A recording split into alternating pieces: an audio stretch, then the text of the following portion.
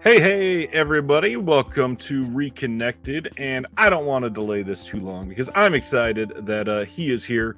Let's bring on author and common contributor to most of these releases from labels all over the world that we all love. Let's bring on Mr. Troy Howarth. Troy, welcome to the show. Thanks for coming. Thank you for having me back. This is different than last time. We're going to go over all the announcements, and then just like last time, we're going to be talking about a certain conversation. And you brought up a handful of super interesting ones that I wish I knew more about. But we're going to talk about George A. Romero tonight. How formidable was George A. Romero for you? Never heard of him. Huge for one reason in particular. I'm from Johnstown, Pennsylvania, which is a place that doesn't have a lot going for it as far as reputation is concerned. However, it is name dropped in Dawn of the Dead rather appropriately when the four main characters are in the helicopter before they get to the mall. At one point, I think it's Roger looks down and says about the rednecks in Johnstown seem to be enjoying this thing, which I think is probably accurate. If this would ever happen, it's probably true. They'd be out there in their hunting gear and swilling beer and taking shots at zombies. Right. Romero obviously comes from New York, but ended up going to Carnegie Mellon in Pittsburgh and camped in Pittsburgh essentially for the better part of his career until he relocated to Canada. So Pittsburgh is about an hour and a half drive from where I sit. And that gave him a very special kind of identity as somebody that was more of a homegrown filmmaker. It was something, too, for a period of time when I was naive enough to think that I might actually make films myself. I kind of looked at his work as like, it's possible. You can go and make a film that doesn't have to cost millions of dollars and have access to big name stars and so forth. Here he was working with a lot of, stage actors. I won't say amateurs. There's this kind of mythology that Night of the Living Dead was an amateur film. It really wasn't. They were all experienced commercial filmmakers. And that's very obvious when you watch the film. There's nothing shoddy about it at all. But compared to what, one would expect from a big studio film, of course, it's a low budget, black and white regional film. The actors are not well-known stars, which is one of the great strengths of it, actually, because, if you would have had Paul Newman and Sidney Poitier and people like that in the film, you'd know what to expect, out of the characters, you'd know what to expect about what's going to happen. Whereas these people, you've never seen them before. In some cases, you've never seen them in anything else again. And so that gives it a real element of suspense.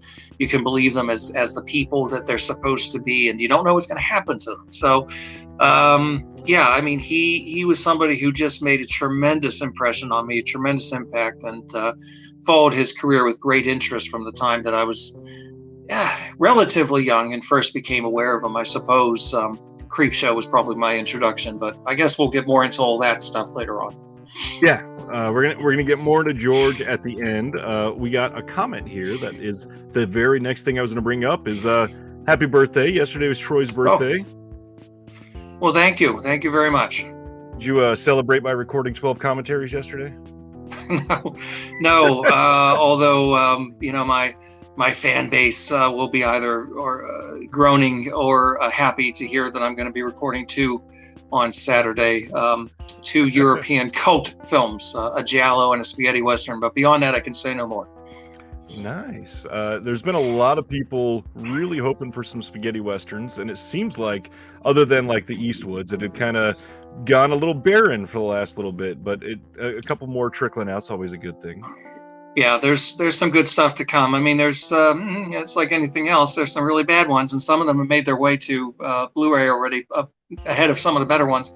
But that's how it always works. So, and even I say that, but there's inevitably going to be somebody out there saying, "Oh, but I like that one." So it's okay. It's all good. You want to get them all out there if you can. So there's certainly a lot. Yeah, and obviously, as usual, just championing film, that's the biggest thing. There's a lot of these that either, whether it be rights or elements or, 9 other reasons, will literally never see the light of day. So just anything coming out, especially stuff from, the early 70s or late 60s or something, that's a big deal when it's almost 60 years old at this point. Yeah, you get people bitching sometimes because they say, "Oh, they're always re-releasing the same films, and they're not even trying to put out these other ones." It's like, I've got two problems with that. One is, I don't have a problem with certain films getting re-released over and over again. If you're going to do them better, if you can put out a better version, that's a good thing. The other thing is, don't assume that people haven't been trying. I know for a fact, badgering companies and so forth over certain films. It's not for lack of trying. Sometimes they just don't know where the rights are, and sometimes the elements just aren't there. There are various factors. It's not as simple as somebody sitting on a pile of movies and saying, no, we're not going to put these out. We just want to keep re-releasing Suspiria or whatever. It's not as simple as that. Right. And then I always laugh at, you'll get in these comments when, I don't know, Arrow seems to be one of the biggest ones. They'll announce something, people complaining about what they announce, and then in the comments say something like, well, how come you can't put out Sorority House Massacre 2? Where's that? And they say it like they're requesting something for the first time. Like Arrow Video has never heard of Sorority House Massacre 2. Yeah, there's that. And there's also the, I've always loved these people. It's, they finally get a film announced that they've been clamoring for years. And then it turns into, when are you going to put this one out? And it's like, can't you be happy for 2 minutes that this one's finally coming? It's always, nothing wrong with, there's nothing wrong with wanting them. I get it, but a little bit of restraint sometimes might be in order. Right. And one of the things that, we could list some restraint on is the fact that over the last, 4 years, we've seen some of these never before expected titles that have been released. And some of these are coming out, obviously like massive 4K releases, huge 3 and 4 disc releases, hard box, big giant book to go with it. And people have been asking for these for a decade. And because there's so many announcements, a lot of times they just kind of get buried in the whole fact, we're about to do it tonight. We're going to go over, 25 new announcements. And one of those is somebody's Grail. They've been hunting that one for years, and now it's finally here. Yeah, I mean, I did commentary with an Italian film historian, Eugenio Ercolani, on an Italian film called Blood Delirium that Vinegar Syndrome put out. I mean, who would think it, that this film would be put out in a beautiful Blu-ray edition? Maybe it's not a 4K, but so what? I mean, it's Blood Delirium. Right. Who would have expected it? Just in the mail the other day, I got my comp copies of 2 Jess Franco films that I did commentaries for Blue Underground. Justine and, formerly known as Eugenie, the story of her journey into perversion, although now the on-screen title is Philosophy in the Boudoir. Who would have thought, 20 years ago, that Jess Franco would be getting special edition Blu-ray releases, 4K releases, and so forth. So it's a hell of a time to be alive. Yeah, that's the other thing. A lot of people, trying to find some of these releases and go, oh, how come we're not putting this out in 4K? Not understanding that it's not just checking a box and suddenly the disc come out as 4K. It's a huge difference. Yeah, I joked about this, and it came true when I saw that Criterion was putting out Inland Empire. I joked with my frequent co-commentator, Nathaniel Thompson of Mondo Digital, wait until people start bitching it's not 4K. This film was shot in standard definition video, right? I mean, it doesn't need a 4K. At Blu-ray, they had to perform some miracles to try and justify its existence, because going back and, doing whatever technique they were doing, some kind of AI technique or something to make this film look better as opposed to a movie. It was literally shot in standard definition. We don't need a 4K of Inland Empire. People, please, let's be realistic with some of these things. Criterion has done some very crazy things over the last couple of years. I mean, they did that one, and Sean Baker's Takeout. They took them, and they were both shot on like DV cam, and they're exported, and they put them on film so that they could give a 4K scan to what they exported, which is just shocking. That's crazy that they would go through that much trouble. Well, I mean, it's good for the people that want it. I mean, I'm a late convert to David Lynch. It took me a long time to kind of warm to him. And I finally did. Funnily enough, over COVID, I kind of discovered him because of his daily weather reports. Yep. There was just something so wonderfully calming and sort of oddly normal during that crazy time about this guy sitting in his basement talking about the weather. And I thought, I want to watch his movies again, and I fell in love with them. So I'm glad that film is getting a nice release. I'm glad that they're going to the trouble of doing so. But you got to be realistic with some of these things. There's certain films that just, it's not going to happen. The elements just aren't up to it for whatever reason, or it would cost, an absurd amount of money that wouldn't be, that you couldn't justify doing it. Blu-ray is not VHS. We don't need to start treating Blu-ray as an inferior format. It's still a very good format. Yes, 4K is lovely, and when it can be done, it's great. But let's not be so quick to sort of flush Blu-ray down the toilet at this point. I would agree there. We got a comment here that I wanted to toss up. We got Bren, who is a friend of the channel, says, my introduction to Troy was the Giallo and Venice commentary. Very entertaining, and I'll never look at boiled eggs the same way again. Boy, you and me both. Yeah, that's a notorious thing in that movie, isn't it? The eggs. I still shudder when I think of it. Yeah, that was a fun one to do. I knew going in, this is not a film to be treated like it's a Pasolini film. This is not a film to be, overly stuffy about. Right. So I tried to have a little bit of fun with it. And some people told me they liked it. I'm sure some people didn't, but that's just the way it goes. The film itself is, it's not the greatest, but it definitely has its points of interest.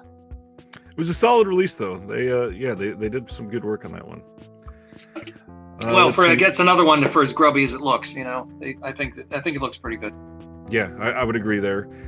One of the times that I saw something here I wanted to come out and talk about, as we were talking about film preservation, Warner Archive often sets their priorities depending on the condition of the OCN or whatever materials remain, and that's a lot of people don't even consider that when they talk about what titles they're looking for. Some of these, again, they're 60 years old. Or older. Right, exactly. They just put out the Mamoulian Jekyll and Hyde, which people have been clamoring for years, and that's a film that's 90 years old at this point, over 90 years old at this point. 27 or something like that. It's 27. Yeah, or 32. It came out in the very end of 31. Okay. Actually, New Year's 31 into 32. So it's over 90 years old. And of course, a lot of people wanted it for a long time, myself included. But it took time to get it to look as good as it does. And that's a great looking release. Yeah. I know people are really clamoring for Freaks as well, and I'm sure they're working on it. But that's probably another one that's going to take time. I would agree there. And then, of course, the one everybody's always clamoring with Warner is The Devils. And that's got 19 different things baked into it. Well, it's a shame that there's some sort of weird vendetta against that film. I mean, it's a shocking film. There's no question about that. But there are more shocking films that are readily available. Right. So I'm not entirely sure. Somebody somewhere has got a thing against that film and is making it difficult. Because even when BFI did their release, apparently Warner's said, we'll let you do a DVD, but we don't want you doing a Blu-ray. Who knows why? I don't really understand it. Why they haven't licensed it out to another company if they're uncomfortable with doing it themselves, I don't know. It's Oliver Reed's greatest performance. It's undoubtedly, in my opinion anyway, Ken Russell's greatest film. One of the all-time great political films about the corruption of church and state, and what can happen when those things are intertwined. And it's an amazing piece of work. I mean, it's strong, and certainly I can understand even today it would make people, give people pause. But we live in pretty permissive times as far as a lot of the content that's available, and I don't understand why this film, and certainly it has never been released officially completely uncut. The sad thing is, well, what's the best way to say this? In today's day and age, a subversive, almost protestful film like that would be really important. And I think a lot of people that have never seen it would benefit from it. Well, that was why it was made the way it was. First of all, the thing to understand, if you watch the film and you think it's extreme, it is all based in historical fact. I mean, there's a certain amount of stylization that goes on, like with the John Lennon style glasses that Michael Gothard wears in the film as a sort of witchfinder figure. There's some stylization, but the stuff that happens in the film is based on historical records. So it's not just shock value like Terrifier or something like that. It's actually based in something that really happened. And I mean, Ken Russell made that film in many respects in the same way that Sam Peckinpah made The Wild Bunch, which just kind of shock people out of their indifference, being inundated daily with stories about Vietnam, etc., to make a film that would really shock them. So yes, today it would be every bit as valid. 100%, especially with politics of the state that it's in. I think it could make a big statement. Paul here is a teacher, and he says he went off on a tangent about freaks in class this week. That's one that we were talking a little bit before we went live about stuff like cancel culture again, and freaks is one that it's kind of been buried under that conversation a little bit with the way people refer to it, and I don't know, it's so important. Yeah, I mean, Werner Herzog made a film many years later called Even Dwarfs Started Small, which is a brilliant film. If you've never seen it, it's worth seeing. It is out on Blu-ray. And he's talked about freaks and he, how much he admired that film and everything. But he said he was disappointed in Todd Browning that he later added this kind of forward onto the film to kind of try to justify himself. And he said, you didn't have to do that. The film speaks for itself. You shouldn't second guess yourself that way. I mean, it was an MGM film. Okay, MGM was the star factory. MGM was the place that made the big glamorous films. And here Todd Browning makes this incredibly twisted, kinky, disturbing, dark melodrama that nobody knew what to make of it. And the movie was butchered, by the way. And when it comes out on Blu-ray, I don't think we're ever going to see all that footage that was missing. The same thing happened later with the film he did called Mark of the Vampire, which did get a Blu-ray, I think, last year. There's a lot of material there that was pretty subversive for the time that's gone. Whole incest subplot is gone, and suicide and different things that kind of make sense of different aspects of the film is gone. So I don't know that we can expect to see those scenes, although I'd dearly love to be proved wrong. But even cut down to just a little over an hour, it still packs an impact. And I do not think the film is really, truly insensitive towards its, handy-abled people, whatever you want to call them. I mean, I think there's a tremendous sensitivity in the film in the sense that they are the normal people, they are the loving people, and it's the quote-unquote normal people that are all screwed up in that film. That's a damn fine point. And then obviously we could easily make a point that we're still releasing many films that are multiple times more offensive than that film. Oh, yeah, well, I mean, we don't shy away from it. Well, and I don't think you should. I've always said art has no moral responsibilities. I mean, it's like anything else. If you go out and spout off and say something that's vile and offensive, and it comes out of a truly, racist and insensitive kind of place, then you deserve whatever kind of blowback and fallout you get out of it. Exactly. I believe in accountability, but films, any type of art form, there was an article I read recently, skimmed because I kind of rolled my eyes and moved on after a certain point. I was talking about Trading Places being an offensive film, and I thought, I guess there are things about the film that maybe nowadays, yes, it might be seen in a certain way, but the overall thrust of that film to me is still quite acceptable, and I don't see that as a film. But again, there's also the John Landis factor, and people don't want to engage with that because of what happened on Twilight Zone, et cetera, which again is kind of goes back to something we've talked about before, which is this idea of overzealously discounting works of art based on the actions or the behaviors of one person connected to it, which is, I think, very sort of short-sighted. Yeah, I would. I've even considered doing some sort of video series or some shirt or something like that, just to get the idea out of consequences, not censorship. There's so many things that we could just learn from that right now we're just hiding and pretending doesn't exist, and that doesn't take away the atrocities. If anything, it makes it more likely to occur. I think it's good if a film makes you uncomfortable. I think it's good if it makes you feel bad. I think sometimes we need to be made to feel that way and kind of confront certain things that maybe we don't think about and we don't talk about because we're in a kind of little bubble. our little safe space or what have you, where we don't want to be troubled with the bad things that are out there, but they're still out there. And I think Exactly. that films, any art form really, any obligation at all is just to be able to examine all different facets of life. I mean, there's you draw a line on certain things. It's not okay to make a film where people are being killed for real. It's not okay to have, real torture. It's not okay to have real acts of, non-consensual sex or, pedophilic sex or anything like that. You have to make some concessions to just, decent humanity and morality. But ultimately, in terms of fantasy content, in terms of dramatization, stylization, and so forth, I don't think anything's off top or off limits. Well, that, and nowadays, most of the things that we're talking about not releasing is because of somebody involved with the film, not even for something that happened on the screen. So if that's the case, the conversation should just halt right there. Yeah, it's unfortunate. And we were just talking about this before we came on. I mean, I've had this conversation with other people before that, films are the work of hundreds of people, sometimes thousands of people. And it's a terrible thing to sort of take a film and chuck it in the garbage just because of one person that you don't like. I mean, I give a little bit of context. I can say that, for example, I come from a conservative family. I myself am a liberal, so I'm the black sheep in that sense. But at the height of the Trump presidency, Robert De Niro was speaking out quite vocally against Trump.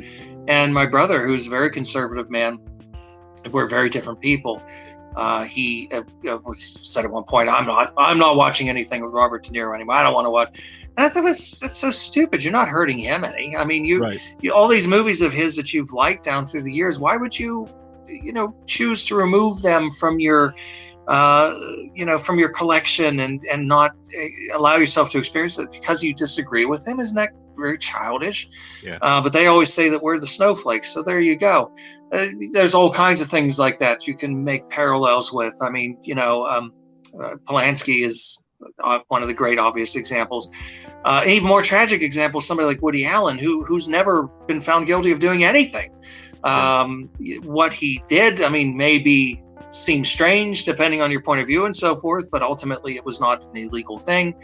Allegations that have been made against him have always been very specious and have never really held up.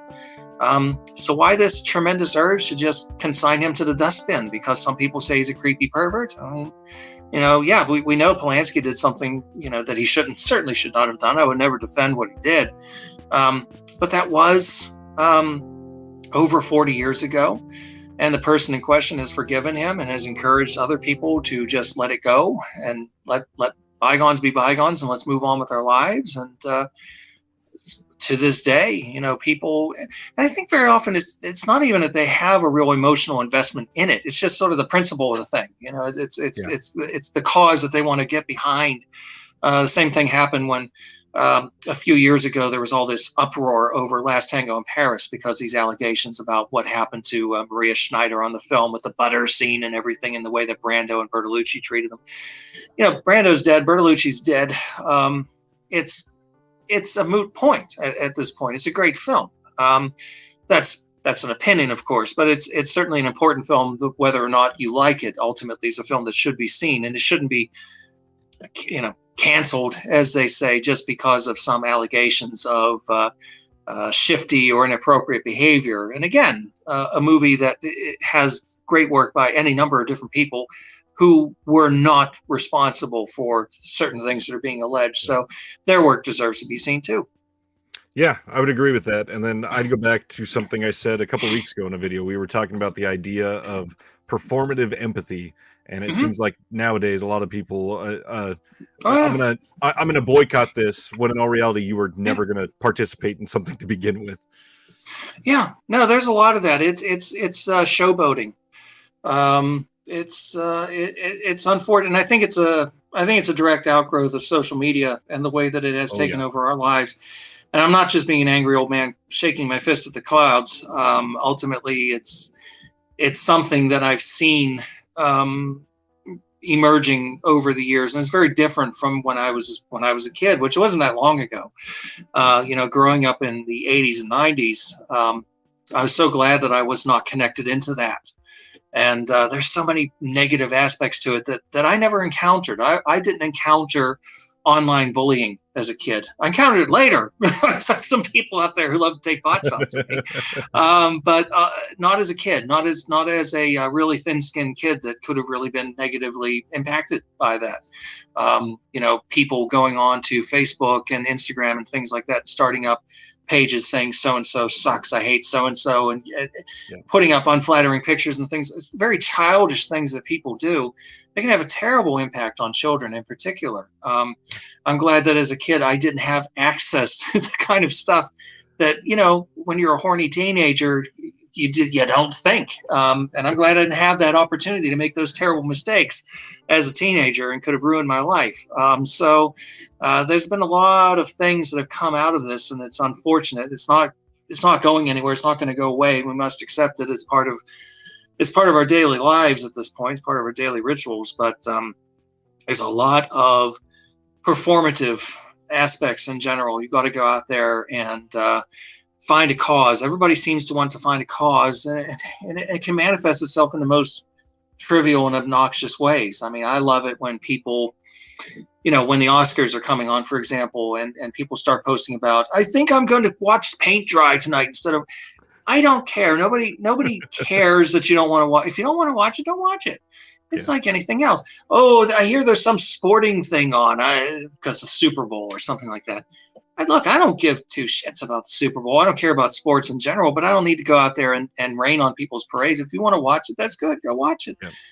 But people like to put on a show, and everything seems to be some kind of a cause. And it can manifest itself in little petty ways, but also in big, significant things, too, where they really want to go out there and kind of convey this this tremendous sensitivity.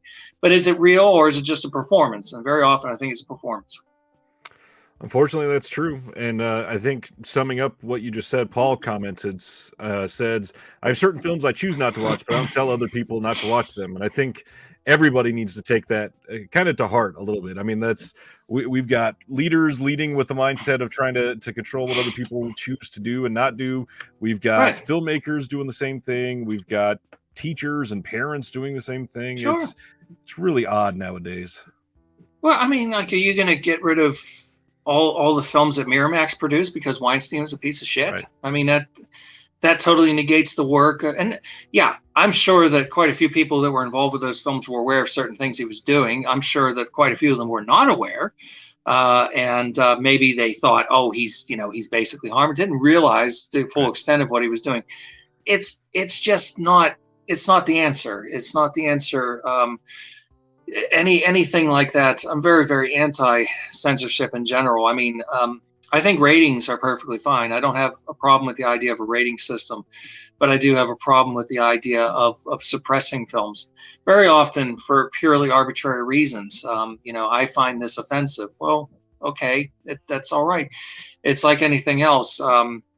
Avatar is out, and it's the second Avatar. I never saw the first one. I don't know that I ever will, and I don't care. It doesn't bother me if people obviously many people like them because they're hugely successful. They're making tons of money. It just so happens a lot of the films that are big tentpole things that are making a lot of money don't interest me personally. There are very few really big things like that. Like James Bond, I'm into. I can enjoy James Bond films, but like the superhero movies, things like that, it doesn't appeal to me. And it's not that I'm trying to be contrary. It just doesn't do anything for me. That doesn't mean that those films shouldn't exist. It doesn't mean that people shouldn't enjoy them. I'm totally fine with enjoying whatever. It's all subjective.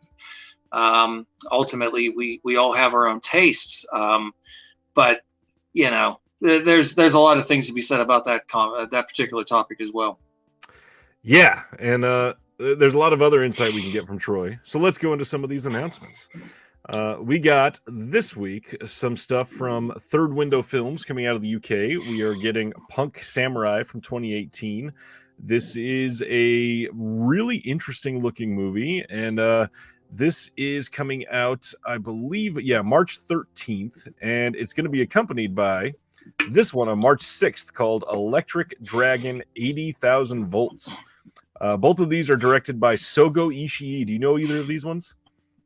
No, I'm not really well versed in Asian cinema in general. I'm kind of a late convert to a lot of South Korean films in particular. I love Ooh, yeah. Park Chan-wook and Bong Joon-ho, for example. I'm a big fan of them, but not so much. This is not so much my terrain, I'm afraid. Their Window Films has been doing some great stuff and completely worth your time if you've never checked them out. Just a recommendation on these. This first one here has got a over hour long making of, which when they do stuff like this, Third Window is really great. But then the second one here, we've got a lot of other stuff on here as well. Lots of interviews, commentary. There's a whole bunch, and this one is supposed to be a really great film. And definitely want to read this synopsis out loud because this is wild. It says, as a child, Dragon Eye Morrison undergoes electroshock treatment for his aggressive behavior. The levels of sheer energy absorbed by his body over the years allow him to channel and conduct electricity. Now an adult, Morrison works in the city as a reptile investigator. What is a reptile investigator? And has learned to channel his rage through the performance of aggressive guitar-based noise. Meanwhile, Thunderbolt Buddha, a TV repairman turned vigilante, who has the same electroconductive powers after a childhood accident, goes after crime bosses and gangsters. When both men learn of each other's existence, Thunderbolt Buddha challenges Morrison to a final showdown on the rooftops of Tokyo. That's based on a true story. A reptile investigator. I'm picturing Hercule Poirot as a bearded dragon. Got it. Not somebody that investigates reptiles, an actual reptile that's a detective. That's amazing. Yeah, this seems like a leveled up Tetsuo that just sounds incredible. Doesn't sound boring, I'll give it that. Not at all. Kino and Milestone Films are working together to give us The Man Without a World from 1991. This is an Eleanor Antin film. This is a brand new 4K restoration with a new score, which is interesting. That they're doing that, and this is supposed to be pretty good. And Milestone Films, they do some really good stuff, very art house type films. This has an audio interview with Eleanor Antin. There is The Last Night of Rasputin, which I believe is a short on here, and then From the Archives of Modern Art, which is another short, and an interview. Anything fancy about this one that you recognize? I'm starting to feel useless. No, I haven't seen this one either. It's all right. They did a couple at the beginning of this week that are very new to me, but I'm sure you're going to recognize some of these. Kino putting out Ernst Lubitsch like crazy this month. March 14th, yeah. We're getting The Wildcat from 1921. Really good art on this one. Yes, I like that. And then this one has a short from 1916 that is 37 minutes long. That's pretty cool. And then adding to it, they're giving us Summer Run, which is from 1920, and this has screen test footage from 1923. Crazy that Kino is giving us stuff like this. I'm glad that they're still able to put it out. This is so interesting. Yeah, I am a Lubitsch fan for sure. One of the topics I ran by you when you first approached me about coming on was Billy Wilder, and you confessed you're not really up on Billy Wilder. Billy Wilder is a huge devotee and kind of student of Ernst Lubitsch. Wrote some films for him and really kind of tried to emulate him in certain respects.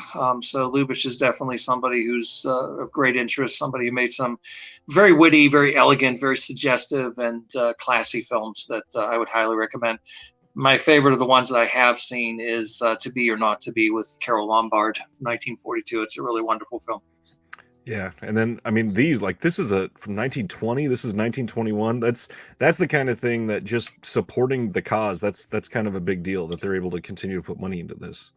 Well, just recently somebody I forget which label it was. It was a UK label. I think it was Masters of Cinema put out Caligari in 4K. Over 100 years old in 4K. It's a wonderful thing. It looks incredible. A lot of people seem to think the idea of putting out old films on 4K is ludicrous, but let me tell you, some of the best 4K transfers I've seen have been old black and white movies. Oh yeah, especially those black and white. I mean, there are certain films that in black and white, it's going to be better when they can get that HDR because it's going to make it less choppy. The compression, especially on some of these older Blu-rays that have been out for like 9 and 10 years, that we didn't really know the format yet. that are getting nice releases now, and it's so worth it. So worth it. Oh, I can tell you, I watched the Universal horror films that I've had in all the different formats down through the years: VHS, Laserdisc, DVD, Right. Blu-ray, and seeing something like Frankenstein and The Invisible Man in 4K was just beautiful, absolutely beautiful.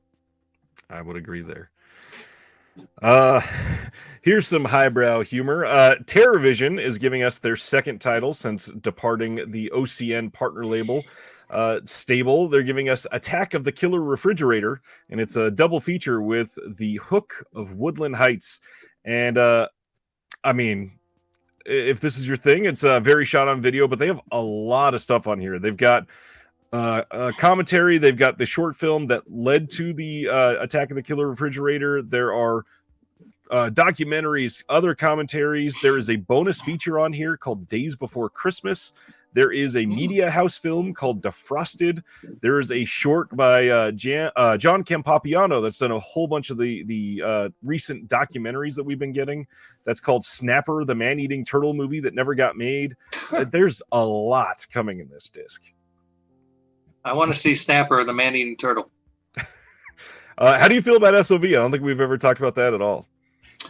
I have no problems with it. I think it's like anything else. It's a very particular format that some people work in better than others. One of my great favorite directors is Jess Franco, and he ended his career doing shot-on-video films, most of which I find very, very difficult to watch.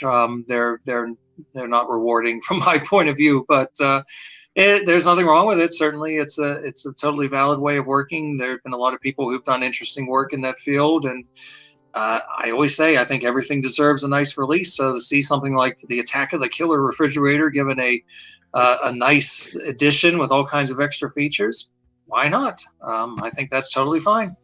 Yep, and this is shipping next week, and if you don't have the TerrorVision Video Club or whatever they're doing, you can pre-order this right now, and you'll get it shipped to you mighty quick.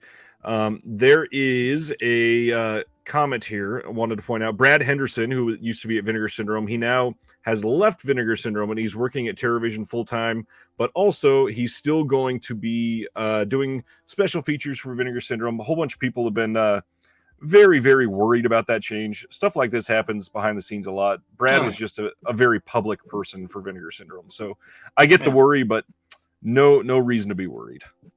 No, they're a fine label. They're still doing a lot of good stuff, and I think having a label devoted to films like this is wonderful too. Yeah, and actually, I mean, that brings up a good point. There was no announcement with it, but Brad, I think it was yesterday, put out a tweet that he was going back through lists that he's made throughout the years of going to film festivals and noticing how many films that they showed at the festivals have just literally never gotten a release. So now TerrorVision is going out and pursuing some of those. So it's possible that we're getting, brand new 2023 films from overseas or from, just some of these smaller labels that not shot on video or anything, just don't get any distribution. So getting anything out there, this is going to be a win for them for sure. Lots of stuff on the horizon. Shout Factory. They gave us 2 of their site exclusives this week, and these ones are interesting. They kind of got leaked like a month and a half ago. Shout accidentally sent an email that these were available, even though they weren't yet. These are limited to 1,500 units live on their site right now. These are $30 a piece. Yeah, this is the double feature of Dance with Death and Dance of the Damned. Have you seen either one of these, Troy? I possibly did on Cinemax back in the day when I was creeping into the living room and turning it on when my parents had gone to bed in the hopes of catching a glimpse of something I wasn't allowed to see. Yep. I couldn't tell you. I can't keep these films straight. So I don't. Is Shannon Tweed in one of these? I'm guessing she probably is. Probably. Maxwell Caulfield's in the first one. Oh, well, there you go. That's all you need. Yeah. Although he was very good in The Boys Next Door. Gotta give him credit for that. He was very good in that film. The site exclusives, I mean, I don't know. I got burned on one in terms of not being happy at all with the quality, and so I kind of I don't really pay much attention to those at this point. Yeah, and much of the time they're either not new scans or they're just completely devoid of any special features, and they're coming out and they're $28. They've raised their prices, so now they're 30 Yeah. each. It's crazy. Yeah, the one I was really, really unhappy with was Monty Hellman's Cockfighter, which is a wonderful film.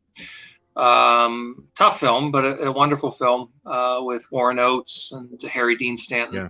And the transfer was just atrocious. I mean, I get that they put out what they had, but no, that deserved much better. It was bare bones too. So, yeah, I was not happy with that. I just saw another name. This first one also has Martin Mull in it. Oh, Martin Mull. Yeah, I've always liked Martin Mull, actually. I can't remember if the film he did, it's not a very good film, but it has a really funny role for Christopher Lee in it, a movie called Serial. I don't know if that ever got a Blu-ray release or not.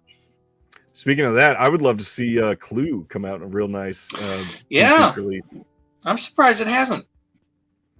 They gave us another one. This has multiple pretty interesting cast. We get Escape to Athena and March or Die. Again, another side exclusive, but some names in these. We've got Roger Moore, David Niven, and Elliot Gould in the first one. And then the second one, Gene Hackman, Terrence Hill, and Max von Sydow. You don't see those names together every day, that's for sure. No. I've never seen March or Die. I have seen Escape to Athena. Isn't Telly Savalas in that one too? I think so, yeah. Yeah, He Loves You, Baby. Yeah, see, I'll watch anything with Telly Savalas in it.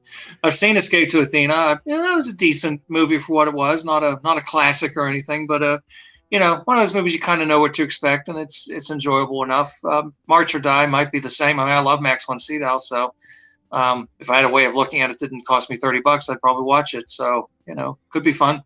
That's true. And then Escape to Athena, surprisingly, has a decent amount of extras. It's got a whole bunch of interviews, all of them old, of course, but old stuff. Yeah. You can even hear from Sonny Bono. Oh well, don't we all want to? Next one. Speaking of things that the internet wants to cancel every single day, Kino announced that they're putting out Pretty Baby from 1978, and this had already gotten a lot of pushback when Imprint put this out last year. And this is getting that same 4K scan coming out. Well, there's a couple of things to be said here. One is that all these people are all bent out of shape because Imprint already put it out. Okay, yes, Imprint's in Australia. This is an American release. Not everybody wants to import things from Australia. Not everybody's region free. Not blah blah blah. So let's get past the idea that only one country can put out a film, and then we shouldn't put it out again because that's just ridiculous. The film itself, I mean, it is a major work by a major director, Louis Malle. Very interesting cast, of course. Barbara Steele's in the film. Maybe some horror fans would be interested to hear she's in the film, among many other interesting actors. It's another film that, even for its time, was pushing certain envelopes, and it's questionable what you're going to make of it. But I think it's great that somebody has the guts to put it out. Let people have that conversation. Let people be made uncomfortable, and let people see it and make up their own minds as to whether it's a valid film with something serious on its mind, or whether it's some prurient piece of exploitation. And speaking of that, the last one that everybody was talking about like that, because of the news a couple weeks ago, Romeo and Juliet, that was coming out from Criterion, it's down to really cheap. And I don't know if it's because of the whole lawsuit thing coming on, but you can pre-order that on Amazon for like $22 right now, which really doesn't happen for Criterion pre-orders. No. Well, there you go. That's certainly a film that's worth seeing too. Yes, sir. Next one, Fatal Vision from 1984. This is coming out with a brand new 2K master from Kino Lorber. Once again, we don't have any features. This isn't even final art, but we don't have a release date or anything. But again, lots of really known names. We got Barry Newman, Andy Griffith, Mitchell Ryan, Barry Corbin. Carl Malden. There you go. Yeah, I was not going to lead with that one, but yeah, he's obviously well known. Well, he's front and center on the cover, so he must be the star. I've not seen this one. I like Carl Malden very much, so I'd watch it. I think it's a TV film. Yeah. And I'm very glad that Kino has been sort of rescuing some of these TV movies from oblivion and putting them out. very often with commentary tracks. There were a few that were put out a few years back, one of which I got to do with Nathaniel Thompson called Scream Pretty Peggy with Yeah. Betty Davis. Very fun movie of the week. Some other ones like the Screaming Woman and The House That Wouldn't Die and things like that. There are a lot of really, really good made-for-TV movies that I would love to see Kino put out. One of the ones I've been clamoring for a very long time is called A Cold Night's Death with Robert Culp and Eli Wallach, which is a really, really, really terrific science fiction horror film, very much in the vein of something like The Thing. It's set at on a winter outpost, a very great deal of paranoia and so forth. And somebody needs to put that out. And also, if I'm going to beg for movies to be put out, and hire me to do a commentary for this too, if you put it out, please. The 1983 TV version of Phantom of the Opera with Maximilian Schell and Jane Seymour. Oh, that's a really good one too. Interesting. The made for TV movies, there's not really a lot of places to see those. It's not like those are usually available on streaming. And the crazy thing that a lot of people don't pay attention to, many of those are directed by some of the biggest names that you know from other films that we just don't get them. Yeah, we got Spielberg, we got Craven, we've got Hooper's got one or two others that still haven't been released. There's quite a few. Yeah, John Carpenter did one early on, which has finally got a Blu-ray release. Someone's watching me. Yep.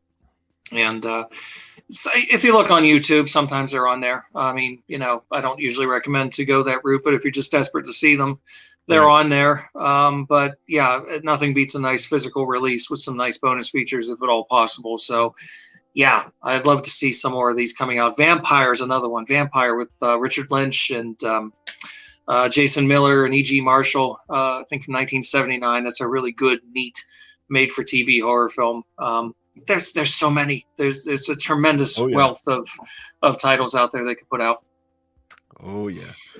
Let's see. Next is some Warner Archive announcements. We are getting I'll Cry Tomorrow from 1955. Camille with Greta Garbo. That is from 36. Confessions of a Nazi Spy. That's from 39.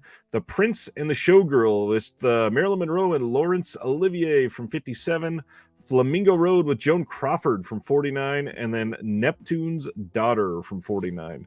I've been wanting to see Neptune's Daughter for a while. I've not seen the last two, nor have I seen Nazi Spy, although Nazi Spy looks like something that would interest me. I've seen the others. Some good stuff there. Prince and the Showgirl is one of those movies that probably should have been a lot better than what it is, but it's an interesting film to see anyway.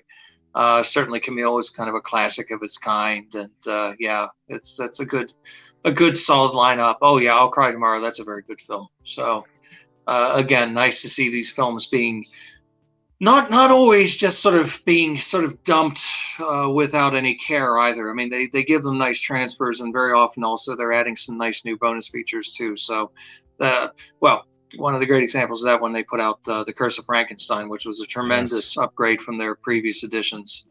So yeah, they do good work. Lovely 2-disc release on that one. Mm-hmm.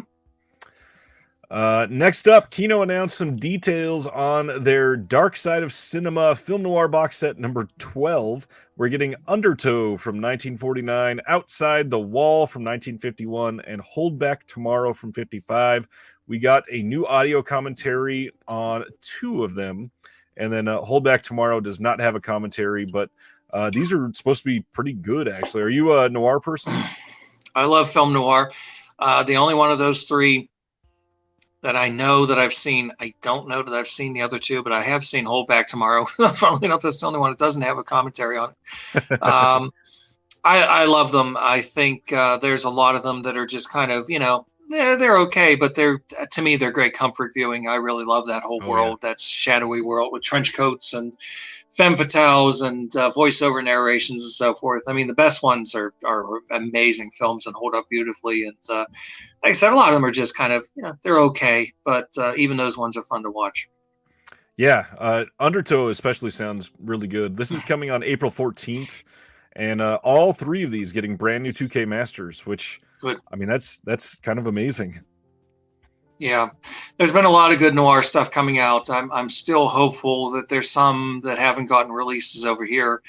one I've really, really, really been wanting to have released over here in a nice version is The Desperate Hours, directed by William Wyler with Humphrey Bogart and Frederick March and Arthur Kennedy. It's a hell of a film. They did put it out in Australia as part of a film noir box set, but it was one of those really expensive releases. Yeah. So I'm hoping that we'll get a nice release over here that won't break the bank. That's a really, really good film.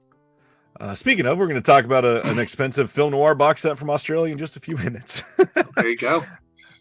Next up, the complete series of Duck Dodgers from Warner Brothers Pictures is coming out. This is on March 28th. This is the series that ran from 2003 to 2005. This has all of the episodes on it, and it's even got the original 1953 Warner Brothers cartoon that was directed by Chuck Jones that inspired the whole series. And yeah, interesting to see that this is coming out. It seemed like they weren't doing a lot with this for quite some time. Yeah, I would have seen, in my younger years, although it was not new at the time, I hasten to add, I would have seen the original that Chuck Jones did, but the series is a little bit beyond my cartoon phase. Not that I'm snobby about cartoons. I just I've often said, there've been times there've been animated films that are out that every now and again I think that looks really good. I'd like to go see that, but I just feel like I look like an old pervert or something going into a movie theater to see certain films. So I didn't do so. So yeah, but again, nice to see things like this getting released because everything has its fans. Yeah, and I mean, even animation, the stuff that we're getting on 4K that is coming out, that's got the actual like really good attention paid to it, really good scan in 4K.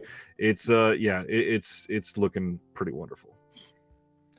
Coming on April 4th from Cinedigm, this is Living with Chucky from 2022. This just made the festival rounds, I believe. And this one's interesting because this was reported as coming from Yellow Veil, which is one of the Vinegar Syndrome partner labels, but they were just the sales agent on the release. This is actually coming from Cinedigm. This is a really interesting approach to this documentary. It is a personal and social perspective of Child's Play altogether, directed by Kira Gardner, the daughter of chief puppeteer for the majority of the franchise, Tony Gardner. And it's going to have new and archival interviews with all kinds of people, which includes Don Mancini, Brad Dourif, Jennifer Tilly, Tony Gardner, David Kirshner, and then even like famous fans like Marlon Wayans and Abigail Breslin, headlined by Sir John Waters. This one is, interesting way to approach a documentary. Yeah, it is. I have to confess, I've only ever seen the first three films, and I actually like them. I haven't seen the second or the third one in a long time, but I remember thinking they were perfectly fine, and I really liked the first one. I don't know why I never bothered with the other ones, but maybe one of these days I will.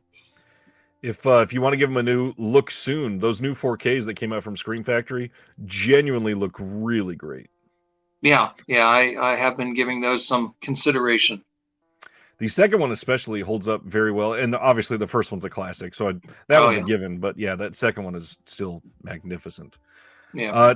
Speaking of 4K animation, The Prince of Egypt from 1998 is getting a 4K release. No new features or anything on this, but this is a great animated film. I don't necessarily believe in the story behind it, but either way, I think it's told magnificently and had a great voice cast. I mean, Val Kilmer, Jeff Goldblum, Sandra Bullock, Ray Fine is in this. There's so many names that are a part of this. Did you ever see Prince of Egypt? No, again, unfortunately, that came a little late for me. Was that 97? I was already 20 by then, so I might at that time have turned my nose up at the very idea. I would not be opposed to seeing it now, but I have not seen it yet. I'm curious to see how the 4K looks on this one, because this is a very early DreamWorks, obviously.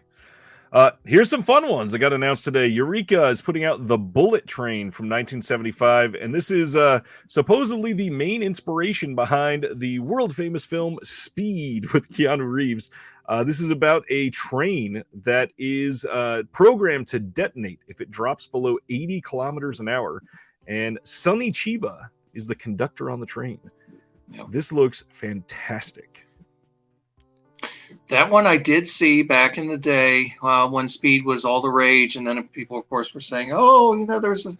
So I saw that. I haven't seen it since, but I remember liking it. So that might be one to pick up and have a little revisit after. Oh God, so many years later. Yeah.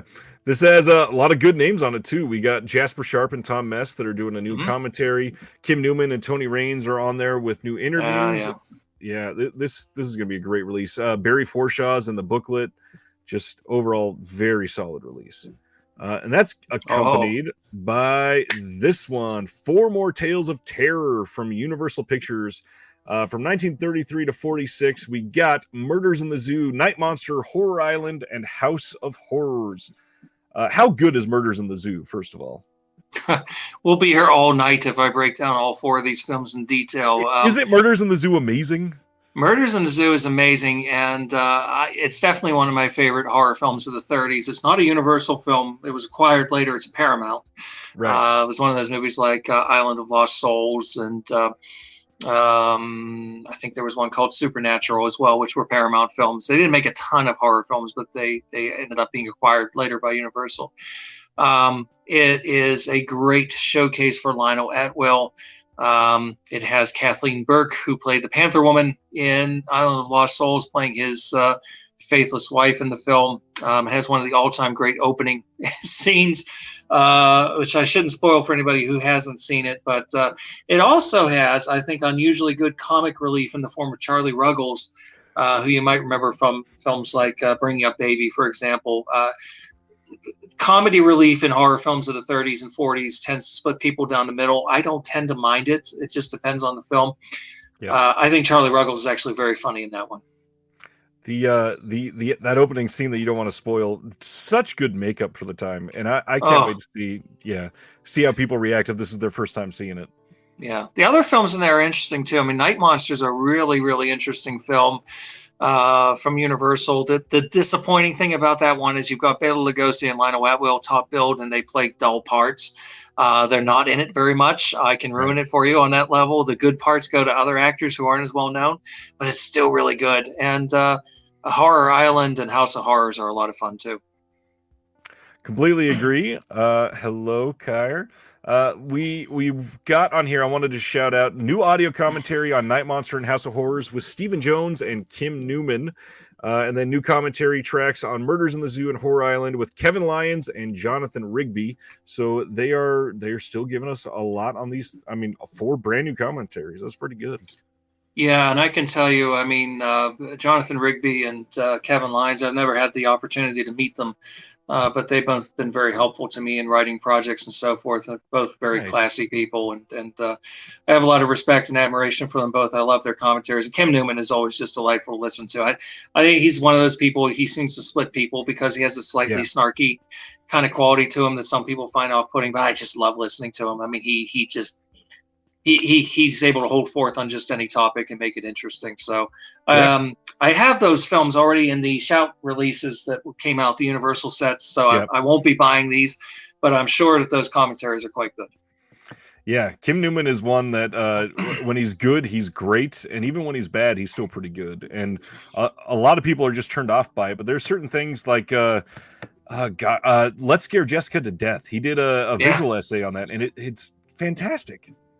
Oh, he knows what he's talking about. I mean, I don't know. There's something slightly eccentric about him, I suppose, that maybe some people find a little alienating or something, but it doesn't matter. He's interesting to listen to. That's the key thing. Anybody that I like listening to in terms of commentaries is somebody that is able to interest me and also entertain me, and he definitely manages to do that. Yeah, and Kim, like Paul just said in the comments, for me, he's definitely a selling point. There's a handful of people that if they're on a disc, especially if it's about a topic that they're very well known for, it's an immediate buy just because they are incredible at it. Yeah, I might cave and buy that just for the commentaries. I don't know, but as of right now, I'm telling myself no because I already have them. That makes sense. 88 Films announced that they're reissuing Battle Creek Brawl, the Jackie Chan film from 1980. The main draw here is this got a brand new 2K restoration. We don't know any other details on it, but this cover looks pretty damn cool.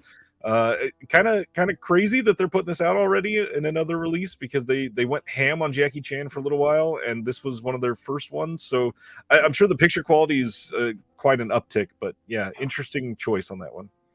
Yeah. Let's see. Oh yeah, that's a good name. Ashton says Stephen Thrower is one where I see his name and I get interested immediately. Absolutely. Stephen Thrower is always terrific to listen to. He doesn't tend to do commentaries very much. Every now and again he will. I think he's more inclined to do the on-camera interviews. And one of my all-time favorite things that anybody's ever done in terms of extras for any release are his Finding Franco featurettes that he does for Severin. I love those featurettes. I think they did. Is it like 12 of them now or something? There's so many.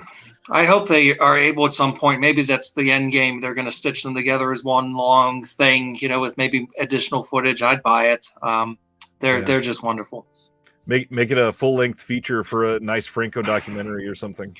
It'd be great. I mean, I'm not one of those people that's overly fussed by location stuff, because people say, I was out and I saw this place and it was used as a location for this scene, and they kind of, it doesn't really interest me that much as a rule. But those ones it helps too. The Franco was always shooting in really interesting locations, so it's a lot of fun to see those places. And yeah, good stuff. Very good stuff. Yeah, Franco made odd choices about locations that just look stupendous on camera. Hey, here's one that you're going to be able to talk about for a minute. Yeah. Well, Kino giving us Serpico from 1973 on 4K, coming on April 18th. The big thing here, this gets a new commentary by Howard Berger, Steve Mitchell, and your buddy Nathaniel Thompson. Nothing else on here brand new that I know of. Lots of old featurettes, but either way, it's a great film with I'm sure it'll be a great looking 4K. Serpico, Pacino's one of your guys. What are you thinking about this? Oh, that's a must-have for me. I love Pacino, of course. I also love Sidney Lumet, who directed the film. He's one of my favorite directors. I mean, he starts his career theatrically, anyway, in terms of features. He directs with 12 Angry Men in 1957. A great film. Ends it in 2007 with Not Bringing Out the Dead. That's Scorsese. What was that called? Before the Devil Knows You're Dead in 2007 with Philip Seymour Hoffman, another great film. And lots of great films in between, and this is one of them. I've worked with both Nathaniel, of course, many times, but I've also worked with Steve Mitchell on the commentary for God Told Me To, because Steve is the guy that made the documentary on Larry Cohen, King Cohen, which if you haven't seen, you need to see. So I'm sure that will be an interesting listen, and it's one of Pacino's great performances. Now, this is not one of your blind spots. This is one of the ones you have seen. Yes, sir. Serpico's one that I certainly love. Yeah, it's a great film. It holds up. And another one that unfortunately is still very timely. We can say this is a film that still has a lot of currency today. The fashions and so forth may have changed, but the overall moral of the story remains the same. So bring it on. I hope they do a lot more Sidney Lumet on 4K. This might actually be the first Lumet film that's gotten a 4K. I know the 12 Angry Men is coming, but it hasn't come out yet. So this might be the first one, but I'm not sure. That's a good point. That sounds right. Now that I think about it, yeah. I'm gonna have to go look that up. I don't know. I mean, I would love to see things like The Hill and The Offense and so forth, but those are more obscure films. But even something more popular like Dog Day Afternoon or Network has not been given 4K release yet. So this may be the first one, but regardless, it's a great film. I could see them doing Before the Devil Knows You're Dead as well. I'm sure that one would sell like gangbusters. Oh, I'm sure it would. It's a wonderful movie. He made a few turkeys along the way. Most everybody does at one point or another. But man, what a tremendous record he had in terms of the depth and breadth of his work, and again over a long period of time. He was very prolific too. So there's a lot of good stuff there. Yeah, even some of his quote lesser known films or smaller films, whatever, like the early 80s Death Trap and Prince of the City back to back, both of those amazing films, and Warner Archive has given both of those love, thankfully. Yeah, my favorite is a film he did in 73 with Sean Connery and Ian Bannon called The Offense.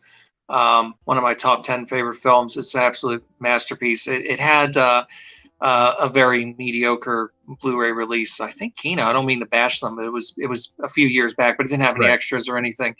So I'd like somebody to put that out in a better edition at some point. It's a hell of a movie, and another movie he did with Connery in the '60s, mid '60s, called The Hill, has not been given a Blu-ray release yet, but that's a magnificent film. He funnily enough, did a film called Child's Play. It's not Chucky, but he did a film called Child's Play with James Mason in the early '70s, and that's a really good one too. I mean, so many good films. Now I'm dying to see Sydney's Chucky's movie. Yeah, well, he was originally going to direct Death Wish, with Jack Lemmon in the lead. That would have been very different from what we got. I love the film we got, but I would have liked to have seen that one too. Yeah, agreed there. All right, now we got the last of the week. These literally just got announced 10 minutes before we went live, and as we just clued in a moment ago, expensive noir sets from Australia. This will clearly be one of them. This is their 4th essential film noir collection, and this is coming from imprint on April 23rd. This has 1949's Rope of Sand, 1950's Appointment with Danger, 1951's The Enforcer, 1952's Beware My Lovely, and finally, 1953's Jennifer. Beware My Lovely. Oh, I'm thrilled to hear that. I didn't know about that. That's with Robert Ryan and Ida Lupino. That is a hell of a film. Well, the nice thing about these is when they show up, if you really want to buy the set and you've got the money to do it, go ahead and do it. But if you're a little more budget conscious, if they're getting released there, they're going to get released here eventually. So Beware My Lovely is coming at some point. That's wonderful to hear. Rope of Sand is really good too. And The Enforcer, of course, Bogart, is always worth watching. Yeah, and another name for me that makes me immediately want to buy a disc is Sandigan, and she is on Rope of Sand, which she is not on a whole lot of imprint releases, so it's nice to see that.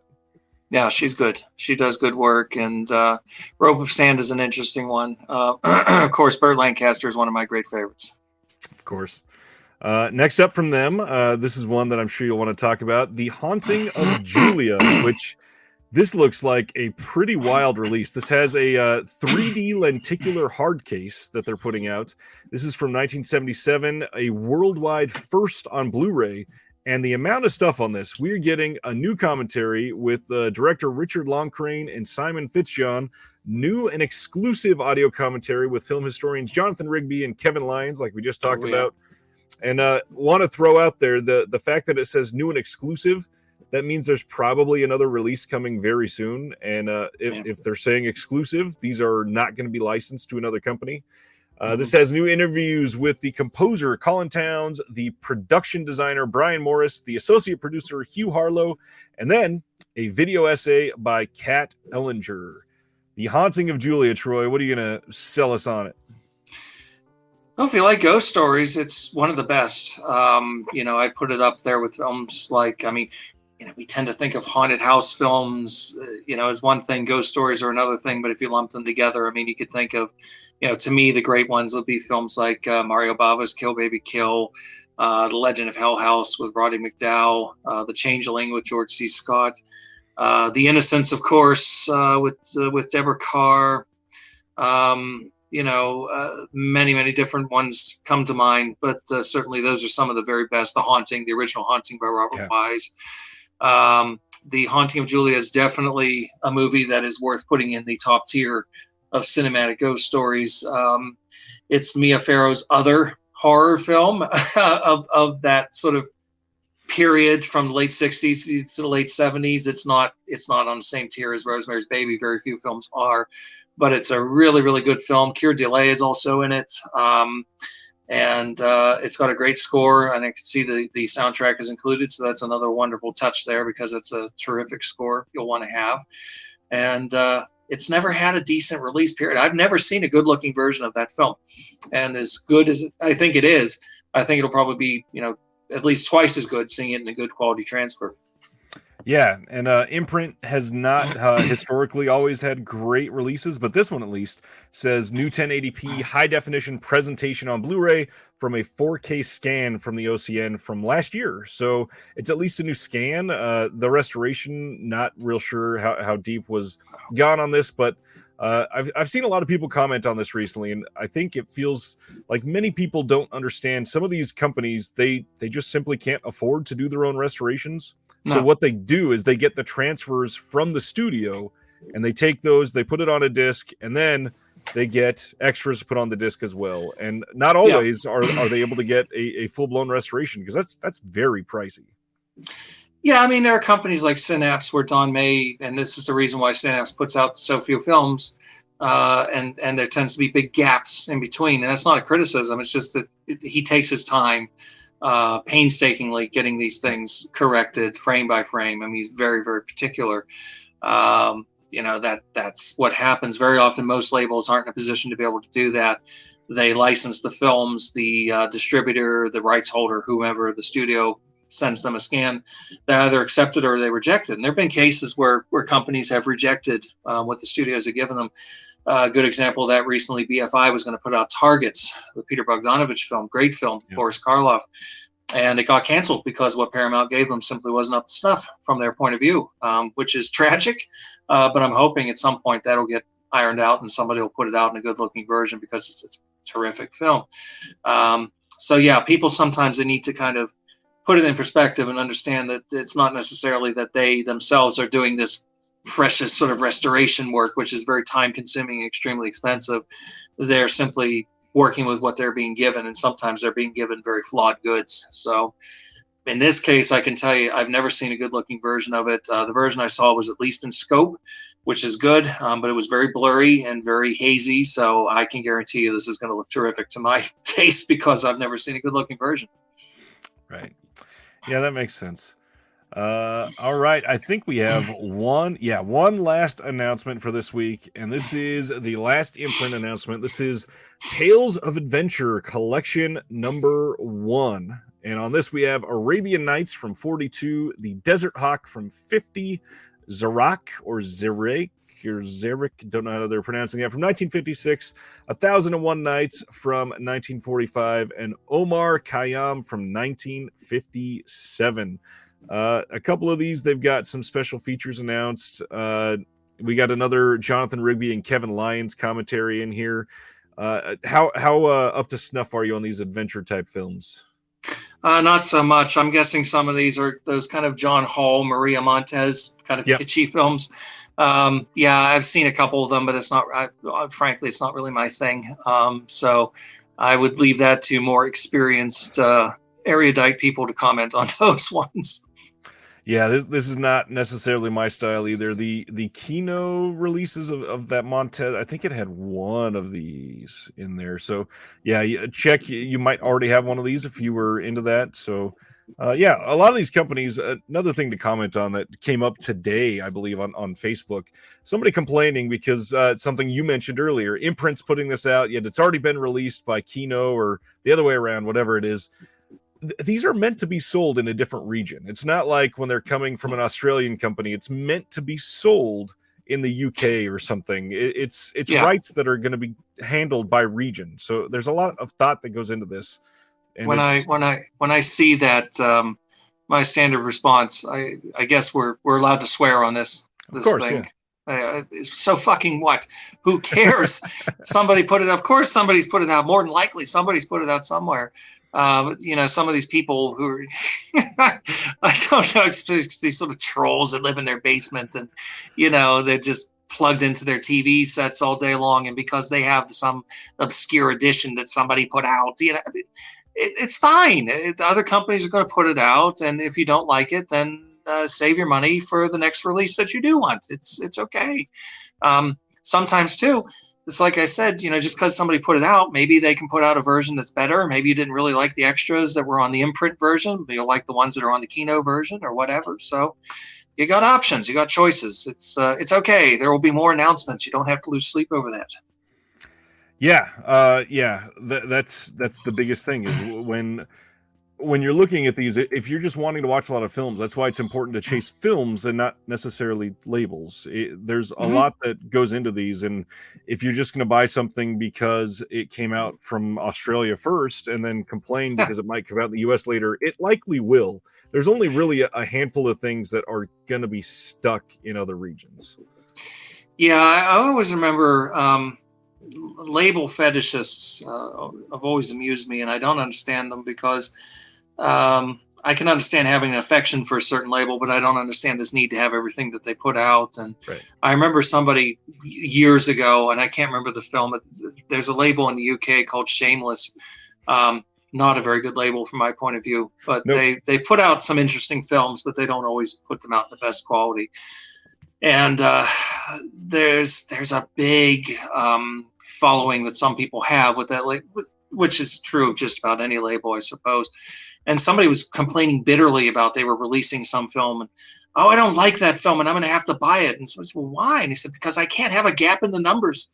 I've got to have them all. And it's like, you need help. If you are to a place, you have to have something you don't even want. That to me doesn't make any sense. But I guess, live and let live. Whatever makes you happy. Next, after all the announcements, what we always do every week is go over what's coming out on Tuesday in case you forgot and you wanted to grab something.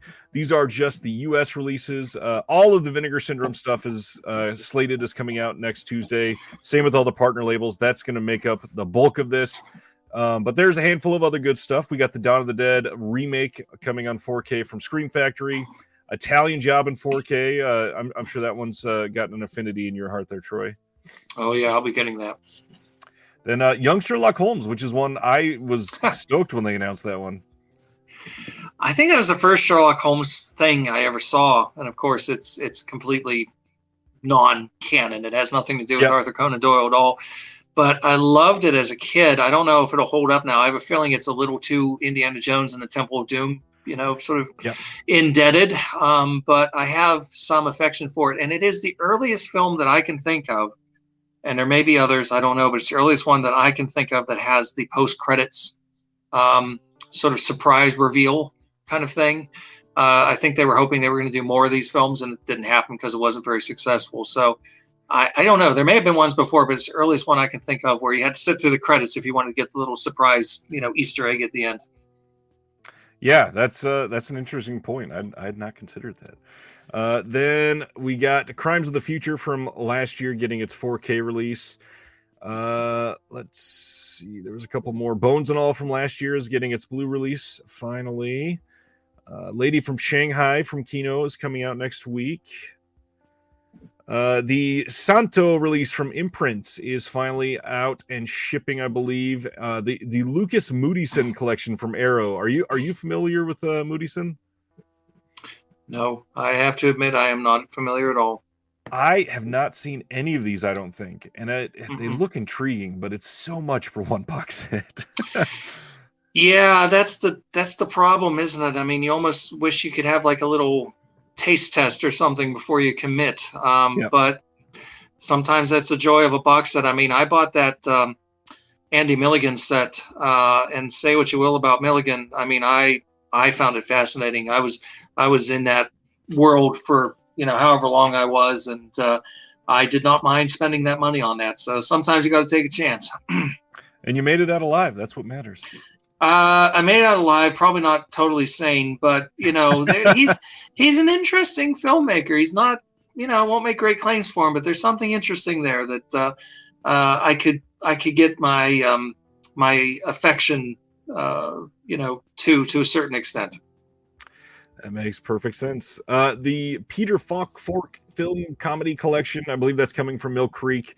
And then they're also doing the Requiem for a Heavyweight Blu-ray from 1962. Bergman Island coming from Criterion next week. By the way, this is finally shipping. The Michael J. Murphy box set from Indicator. Is that one that you were taking a look at all? It almost seems like you'd be interested in that one.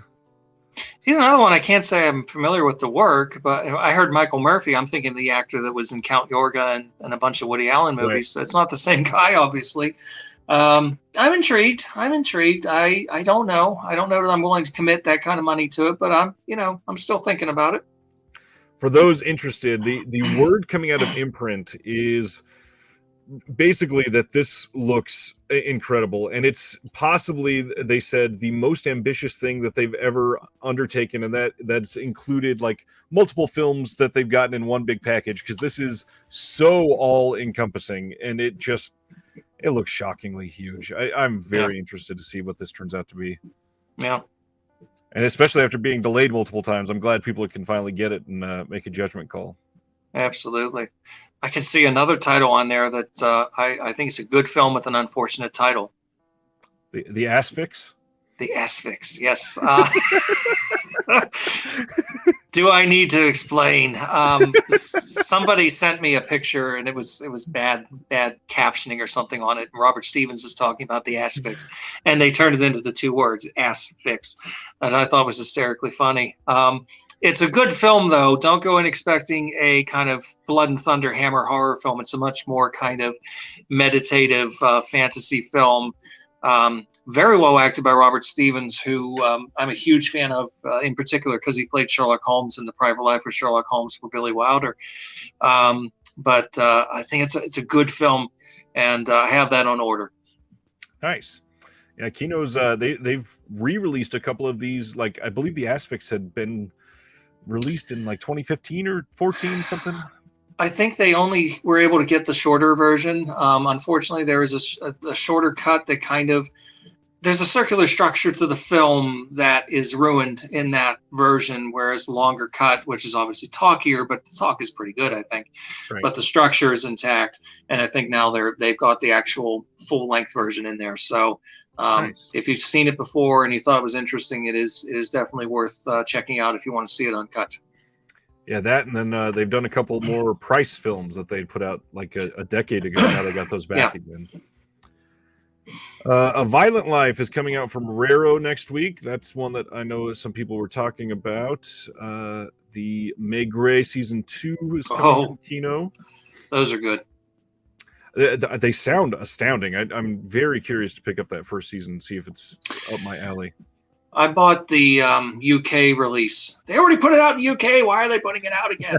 I bought the UK release that I think it was Network put out, and they did the whole series. And I was so excited because Rupert Davies, who stars in the series, is an actor I like very much. He was in Dracula Has Risen from the Grave and Witchfinder General, amongst other things. Really, really good actor. And the show was just impossible to see for years. It was one of those shows that I think a lot of people thought it was gone, didn't exist anymore. Then all of a sudden it's coming out, and I was so excited to watch it. I binged that thing. I enjoyed it immensely. Nice. That's good to hear. Severin coming out with some retail releases that they had from films that they had put out previously in good limited sets. And then I don't know why these are on the bottom, because Mondo Macabro is not shipping any of those anytime soon. It looks like maybe the end of February. And that's it for next week, which means it's time to talk about some Romero. We started a little while ago. So my question for you is, what would you say makes George A. Romero a good director? There's a lot of things to be said to that. I think one of the things that I really respond to with him is his ability to create interesting, realistic characters. They feel like real people. His best works always have, I think, a very strong human element in them. I mean, they're known very well for their shock value. Obviously, he was one of the kind of pioneers of shock cinema in many respects. But ultimately, it's more than the gore. It's more than the shock effects. It's the humanity, which is very interesting, and also the social commentary, which runs throughout his films, which is not unique to him. I mean, John Carpenter has a lot of social commentary in his films, and various other. Tobe Hooper certainly did as well. But it's very strong. It's very in your face, and it's not subtle, and that's fine. He's not going for subtlety, so I think that's certainly not a problem. But I really like that sense of creating a world that feels very real, with characters that in many respects you can relate to and you can understand. I mean, growing up in Johnstown, Pennsylvania, I can watch films like Martin and so forth, and I know these places. I know these little towns. I know these people who are disappointed in their lives, who spends too much time at the bar, bragging and drinking too much, and just sort of disappointed by life and so forth. And whether or not the horror element is there or not, that just feels very real to me. Yeah, I would agree with that. There's so many of his films that I mean, even if you remove the social commentary, the work that he did was not, some of it was obviously groundbreaking, but a lot of it was just overlooked because other people have done this before, but the main thing behind his stuff is it felt so real, and it gave this weird, like, Pennsylvania in most of his films is genuinely a character. It's this very obvious setting that you can drive to and see these people in their lives, and now that it's caught on film, it's just part of our history. And that's the fact that is like that. Not everybody has that ability to make it feel like something that can truly exist, and he was always able to jump in a way that captured what seemed like just a portion of somebody's life, and instead of some sort of performance. Yeah, it was something that got lost in the last ones, unfortunately, when he moved to Canada, because that texture was gone. And he tried. I mean, you could tell in a movie like Land of the Dead, which was written to be filmed in Pittsburgh. And as a matter of fact, they initially were going to film it there. I remember they had casting calls out for zombies and everything. And I remember talking to people who were all excited they were going to go. And it was just, unfortunately, Pittsburgh got greedy with the money aspect. It was no longer financially feasible. It was as expensive to start filming in Pittsburgh after a certain point as it would be to shoot in Chicago or New York or something like that. So it was just financially, it was made better sense for him to relocate. So he went to Canada. That aspect was lost, although he still did do some good stuff up there. But that core period that we think of, really from 68 to like 88, 89, certainly was very, very much a regional type of cinema, which I think is one of the big things that makes him unique from the other directors.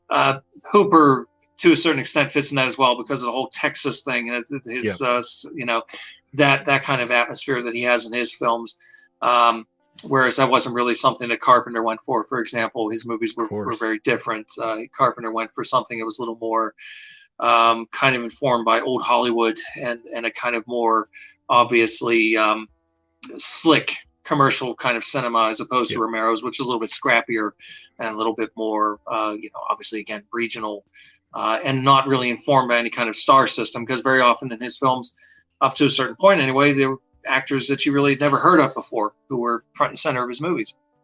Yeah, and I think that's one of the more interesting things from George A. Romero is obviously, as this legacy is basically like a regional auteur, but the reach that he's had, there are metal bands that have come out of Pennsylvania that say 5 of our songs are about zombies because my parents were in Dawn of the Dead, or another movie that comes out with a tagline that's similar to a Romero film, and they can say, because I was an extra when I was 14 years old in Day of the Dead or something, and it's all because Romero just like stood out on the street corner basically and got everybody and said, "Hey, come over here for a minute. We're going to put some makeup on you and put you in a feature." And when we talk about regional horror, a lot of the directors that have gotten attention over the last, say, 5 years, it's gotten kind of a bad rap. And not that they're terrible, but Romero really never had a tinge of that. A lot of his stuff, it was not highbrow, but it was very well done, pretty much from Jump Street. And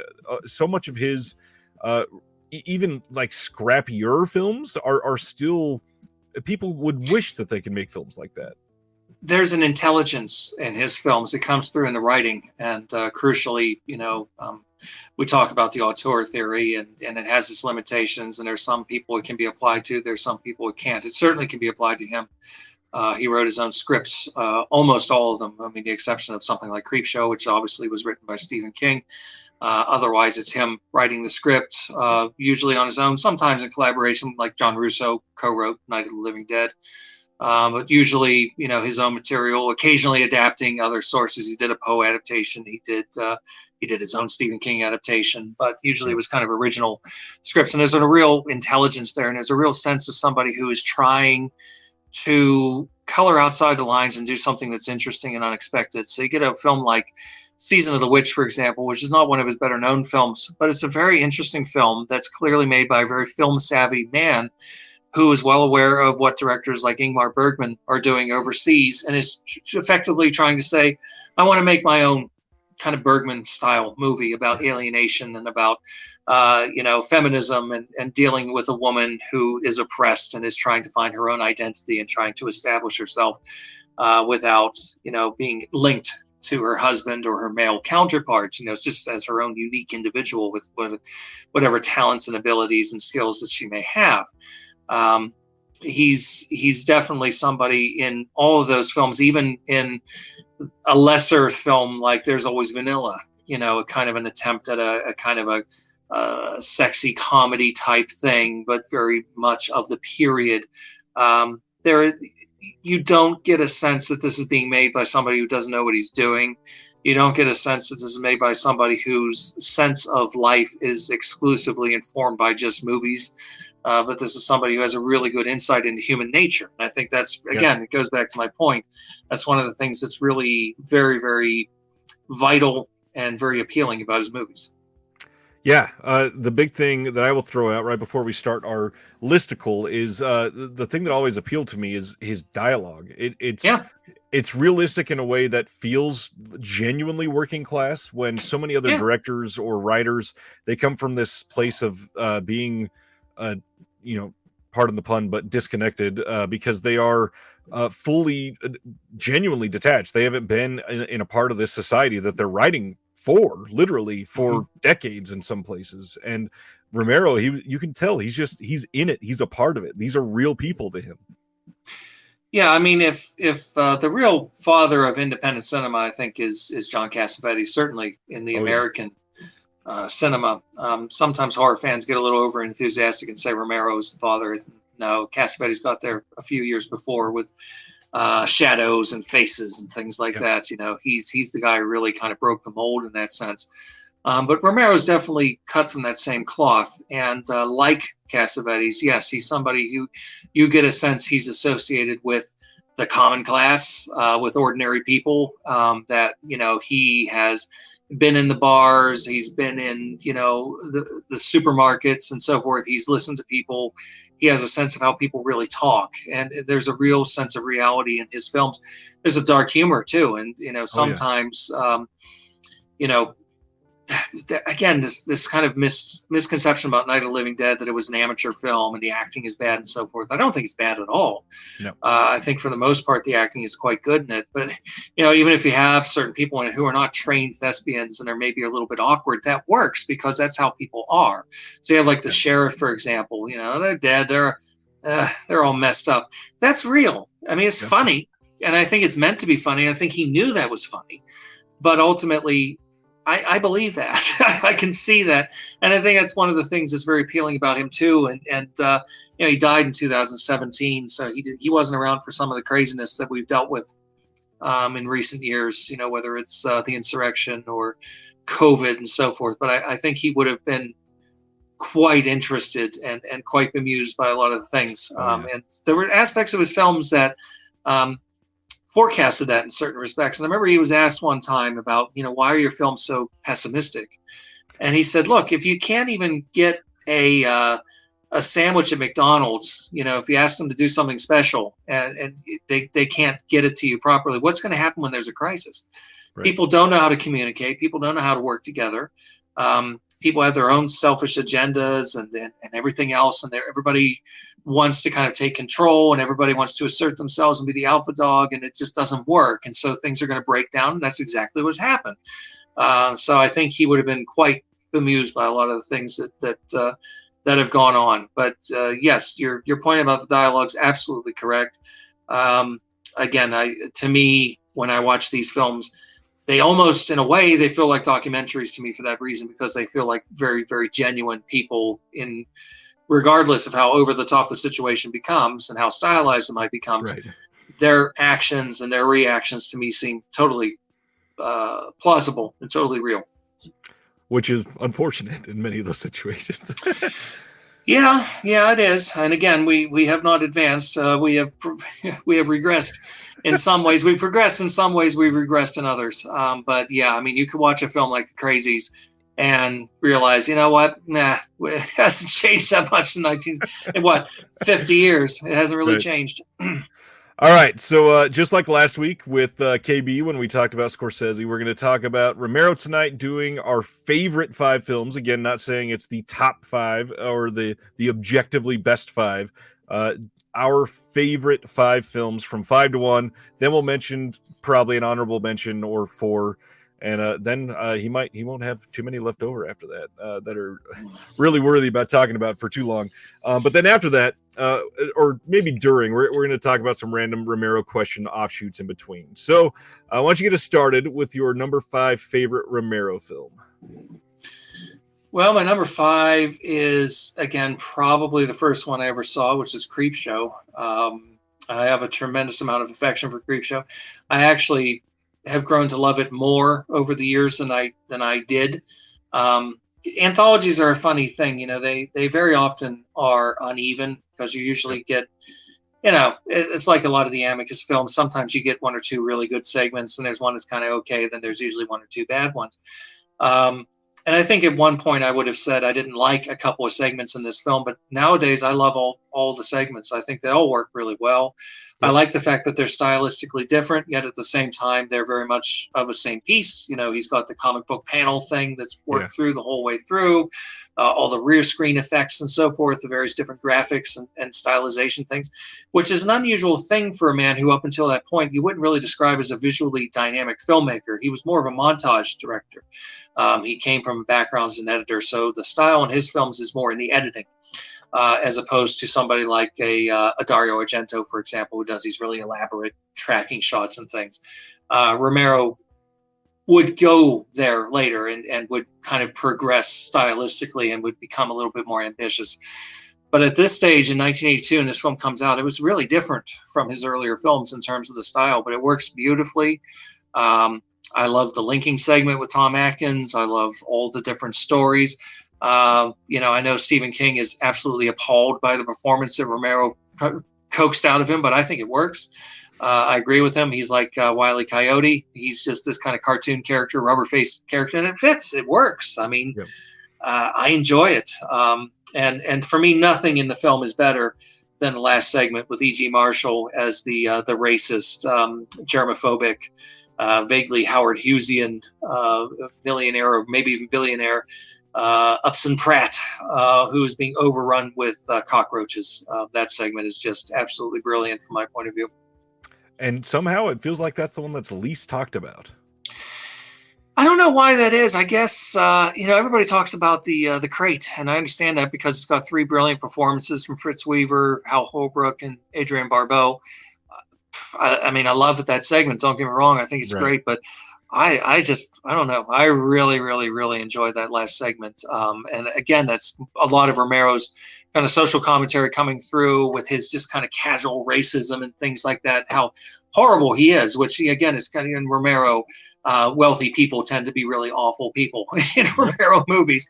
And he's one of the worst, but as somebody who also, maybe it works more for me than it would for some people, because I have a terrible fear of creepy crawlies. As much as I love horror films, I can't stand spiders. I can't stand cockroaches. I can't stand snakes and rats and things like that. So stories built around things like that always tend to work for me because they hit me where it hurts. That makes sense. I'll talk about Creepshow in just a minute. My number 5 is The Crazies. This is one that I saw fairly young, and primarily because something happened where I think this was rented because we thought it was something else, and then ended up loving this. And again, just one of those unfortunately very prescient films. This is one that is terrifying. There's so much of this movie that there are people just flat out sadistically murdered over nothing, and we have lived that over the last few years, and it's scary to look at now. The Crazies there's so much I want to say about this, but it's hard when we're still living in a pandemic. This is one that is a very tough situation. And honestly, if you haven't seen the remake, I don't know how you feel about the remake. I think the remake was actually pretty decent. I especially love seeing Timothy Olyphant and something like that. But yeah, I think that the story's pretty well done. Obviously, it's a fairly early Romero, and one that I imagine if he made it, 10 years later, would have been that much more shocking, probably. But yeah, I think it was pretty well done. And don't forget Richard France. I'm a top man. I love Richard France. I could watch Richard France read the phone book. I wish there were hours and hours of outtakes of him and Dawn of the Dead ranting and raving on TV about how people suck. He's terrific in the Crazies. The remake, I kind of have the same reaction to the remake of Dawn of the Dead. It's okay, but to me, it's not nearly as effective. Of course, it just doesn't come anywhere close. I mean, hey, look, I know some people prefer the remake. Some people prefer the remake of Night of the Living Dead too. I mean, I don't get it, but okay, we like what we like. It's a little awkward in spots, I suppose, but some of that awkwardness is to its effectiveness, I think, and also, again, it's kind of touching on very disturbing things like the relationship between Richard Liberty and Lynn Lowry, where that goes as they're infected with the illness and so forth, and it's obviously one of the great sort of pandemic horror films, along with movies like Shivers, Rabid, I suppose you could add into that as well, and 28 Days Later. Yeah. The never-ending battle over are these movies zombie movies or not is kind of irrelevant after a certain point. Ultimately, they're all kind of under the same basic umbrella, I suppose. But I like The Crazies very much. It doesn't make my top 5, but I do think it's in many respects a very underappreciated film. It is, and for some reason, I think the reason it works for me is it's one of his more sadistic films. Like, there's so many choices that are made that are just knowing that inside, like, a lot of humans are just genuinely depraved, and when something goes down, it's going to be bad. Yeah, well, I mean, we've seen that, unfortunately, and we're continuing to see that, and nothing like a crisis to bring out the worst in people. I mean, it's the most selfish impulses and the most churlish impulses. I mean, people just losing their minds over the idea of having to wear a mask. Oh my God, it's right. The most horrible thing. It's like we're in a concentration camp. People are capable of being absolutely awful. And I think this film shows that quite accurately. Even down to something really just sort of almost surreal, but very disturbing, like the old lady, the old grandmother type figure with the knitting needle and stuff like that. Yeah, it's very effective. And again, I think it's a movie that it's probably more accepted now that it's been cleaned up and you can see a decent looking version of it. It was pretty ropey looking for a while, but it's kind of a scrappy movie. But again, I think that's part of its appeal. Absolutely. This is like a perfect example of one of those situations where a tight budget really brought out everything that they possibly could do on a film. Yeah, it doesn't feel to me in the way that, a movie like Mother of Tears feels like they were trying way too hard to do something that was well beyond the budget. You can't stage the fall of Rome with just a couple of people fighting in a parking lot. It's not very convincing, it doesn't work. This gets it across. We get a sense that everything's falling to hell, and he telescopes it in, so he's not trying to show it on a global scale. We're not cutting over to Beijing and we're not cutting over to India and so forth. It's just this little community, and that's all the more that we need to see. Right. It's the microcosm. That's exactly, and that's how he would do these types of films in general, which is very smart. Well, let's get to your number 4 then. I think number 4 for me would be Night Riders, which I know was maybe his own personal favorite. Certainly, it's a movie that deservedly is beloved by Romero fans, although probably not as beloved by some because it's not a horror film. So right. A lot of people, it is admittedly a little overlong. If I have a criticism of it, it is that it definitely does maybe overstay its welcome slightly, but it's another one of those movies. There's this wonderful sort of tapestry that he creates with all of these characters. that feel like real people, and it's all very allegorical, and it's all him kind of talking about his own philosophy and his own unwillingness to sell out. You know, he could have gone to Hollywood at any number of different points. He was offered by various different companies, you know, come out to Hollywood and make films. You know, the Mountain didn't go to, you know, he didn't go to Hollywood. You know, the Mountain came to Muhammad in the sense that he was getting people later on, bigger stars like Hal Holbrook and Leslie Nielsen and people like that to come and make films in Pittsburgh, as opposed to him going out to Hollywood. So he kind of kept it on his own terms. And apart from giving Ed Harris a great showcase, it also shows what a really good actor Tom Savini can be. Absolutely. He's really good in this. I mean, he's good in all the films he did for Romero. You know, and I've enjoyed him immensely, seeing him in other films, especially from Dusk Till Dawn, of course. Sex Machine, everybody enjoys him in that. It's true, Peter Cushing does it all the time. I always like that bit. But yeah, he's everybody's good though. And if you're familiar with the Romero universe, you've got all these other actors showing up, John Amplis and Ken Foree and people like that. It's like, it's just, you know, old homecoming week, and even Stephen King's in there. So that's kind of fun too. Yeah, I mean, if you're somebody who needs the kind of visceral, shocking kind of George Romero film, this isn't going to be for you. You're probably going to find it boring and talky and not very interesting. But I'm extremely fond of it, and I think I probably would rate it even higher if it was a little tighter. But it's okay. You know, I understand he creates this world, and you know, he's very protective of it, and I think that's really one of his most distinctive films. It's a fun one, and Savini gets to be the hero, so that's one reason I always loved it. Yeah, it's definitely, well, it hasn't been remade. I don't know that anybody will remake it for the reason that it just doesn't have that. It doesn't have that appeal. But you know, the real kind of serious Romero fans tend to really like this one a lot because they know this movie was deeply personal for him. Yeah, that's true. This is probably where I start to piss a couple people in the chat off a little bit already. My number 4 is 1968's Night of the Living Dead.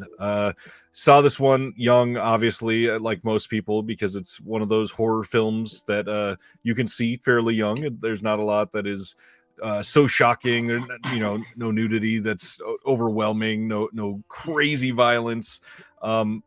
I've come to appreciate this so much more throughout time, and just seeing how much like genuine thoughtfulness goes into so many of the shots in this film is remarkable. The big thing that I've always attached myself to, though, Dwayne Jones he puts on a performance that is the most realistic aspect of this movie is how he acts in every situation that he's faced with. And you know, the complaints that you brought up a minute ago, a lot of people thought that it was full of amateurs, and really the only way that you could see that is maybe some of the performances are slightly wooden, but Dwayne Jones is the opposite of that in every single scene. He is this organic, tangible person that you can see as a hero no matter the situation. You could drop him into any of these films and he's going to do his damnedest to get out on top. And I don't know, he's just a fantastic person to cast in this film. I love that performance. Yeah, well, I mean, it dovetails into my number 3 because this is my number 3, Perfect. Night of the Living Dead. So we'll just continue with Night of the Living Dead because it was certainly one of the earlier ones that I saw. I can remember in the old days of VHS, we bought it. I mean, it was a staple in the bargain bins everywhere you went. Any place that had VHS tapes, every company put this movie out because it was out of copyright for many years. And we bought a tape of it one time, and it was no good. It was just static. So I always remember the first time I sat down to watch the film, it was nothing but static. So I didn't get to see it till a little bit later on. Dwayne Jones is extraordinary in the film. He is an interesting guy. If you've ever listened to the interview that's included on most of the releases at this point, certainly on the Criterion release, I mean, he was a very erudite, very intelligent man who refused to be pigeonholed just as that guy from Night of the Living Dead. He just kind of, not snobbishly, but just made a clear decision that there were other things that he chose to do in his life. He moved away from acting. If you want to see him give another great performance, see a film by Bill Gunn called Ganja and Hess, which is a very interesting film. It's a very weird film. It's a very off-putting film if you go into it expecting something that it's not. Yeah. But I think it's a great film, and he's terrific in that as well.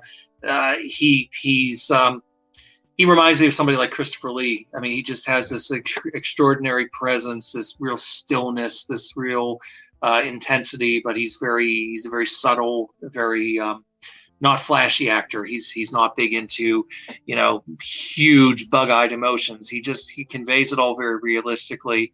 As you say, he is 100% credible. His dynamic with Carl Hardman in that film is fantastic. And of course, the endless debate. Yes, Harry is a bit of a jerk, but he was right because he keeps saying the cellar is the safest place, and he's saying, no, you don't want. And he was right. I mean, this is, ultimately he was being stubborn. So he's an interesting hero. He's kind of stubborn, and he has his own kind of, agenda going on, and he just doesn't want to deal with this loudmouth cracker.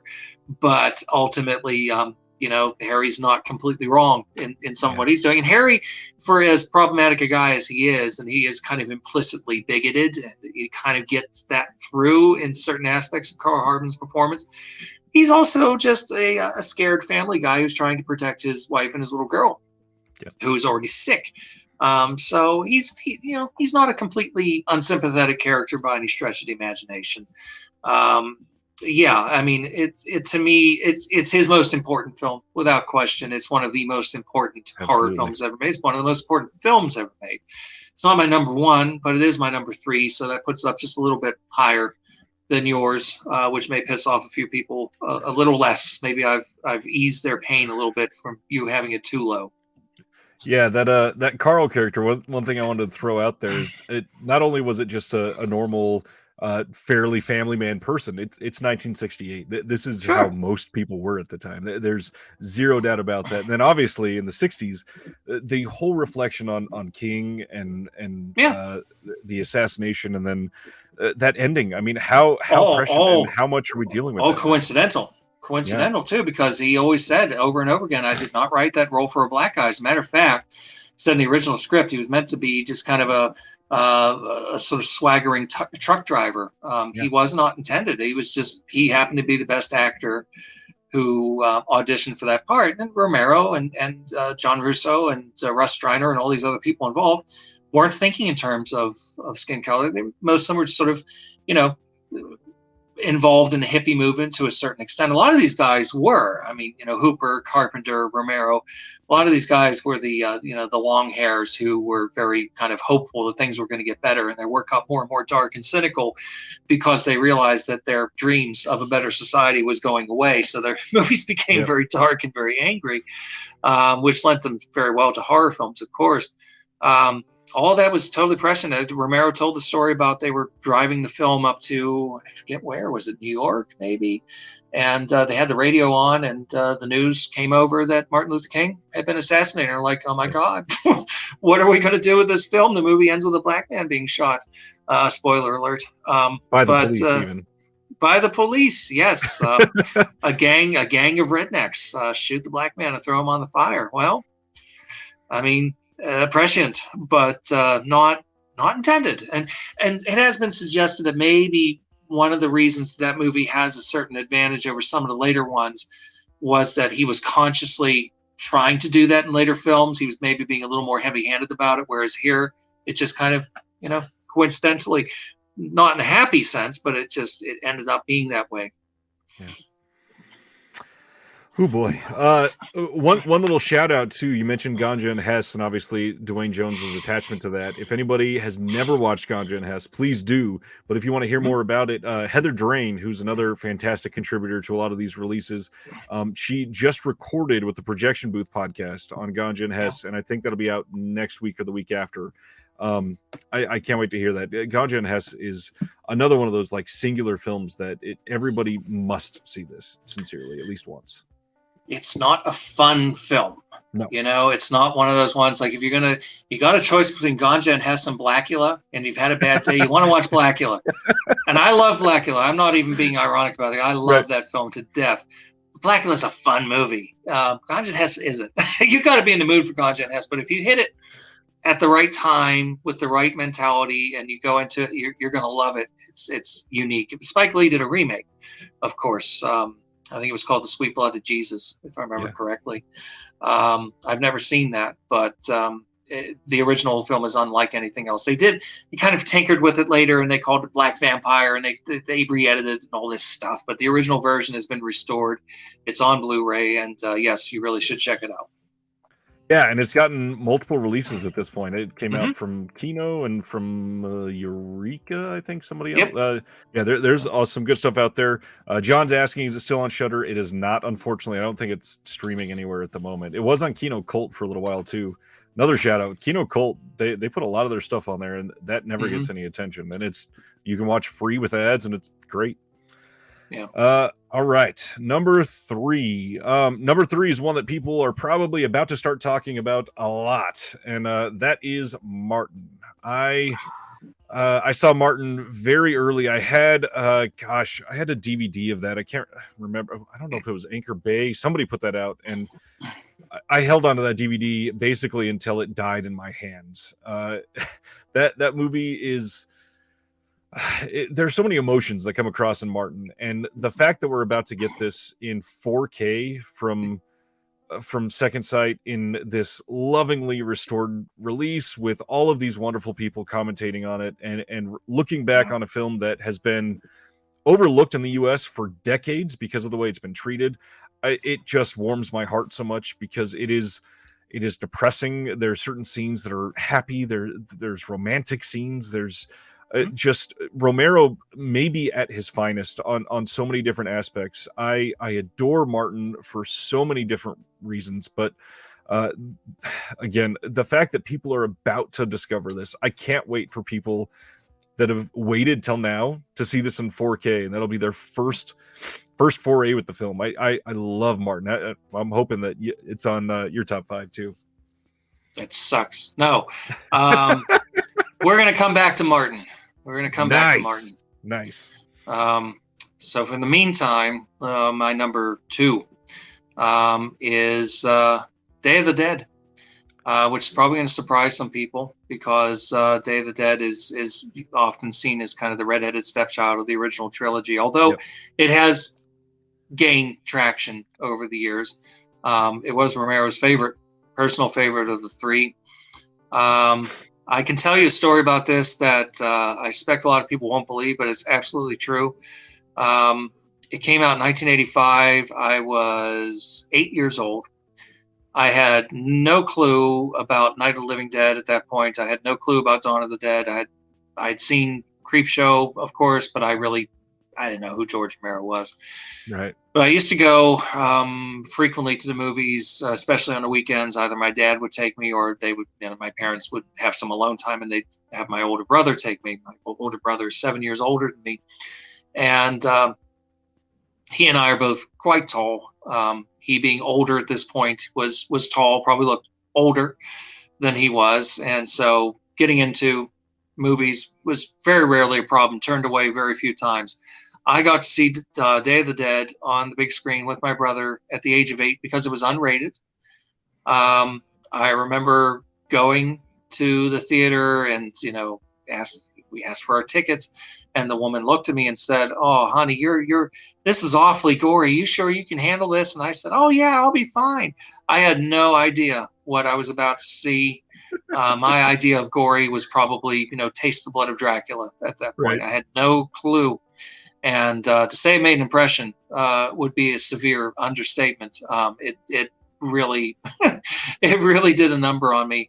And I saw the other ones subsequently. So I probably saw them day, night, dawn, maybe flip flop. But regardless, Day was the first one I saw. Quite apart from that, which may or may not be of any interest to anybody other than me. I love the claustrophobia of it. I love the social commentary is there, but to me it feels a little bit slightly more subtle than in Dawn, where it's, obviously it's extremely heavy-handed, but it's not a criticism because it's meant to be. It's not like he's trying to be subtle. and he's not. He's very inspired, obviously, by EC Comics and things like that. So things are in your face. It's not meant to be understated.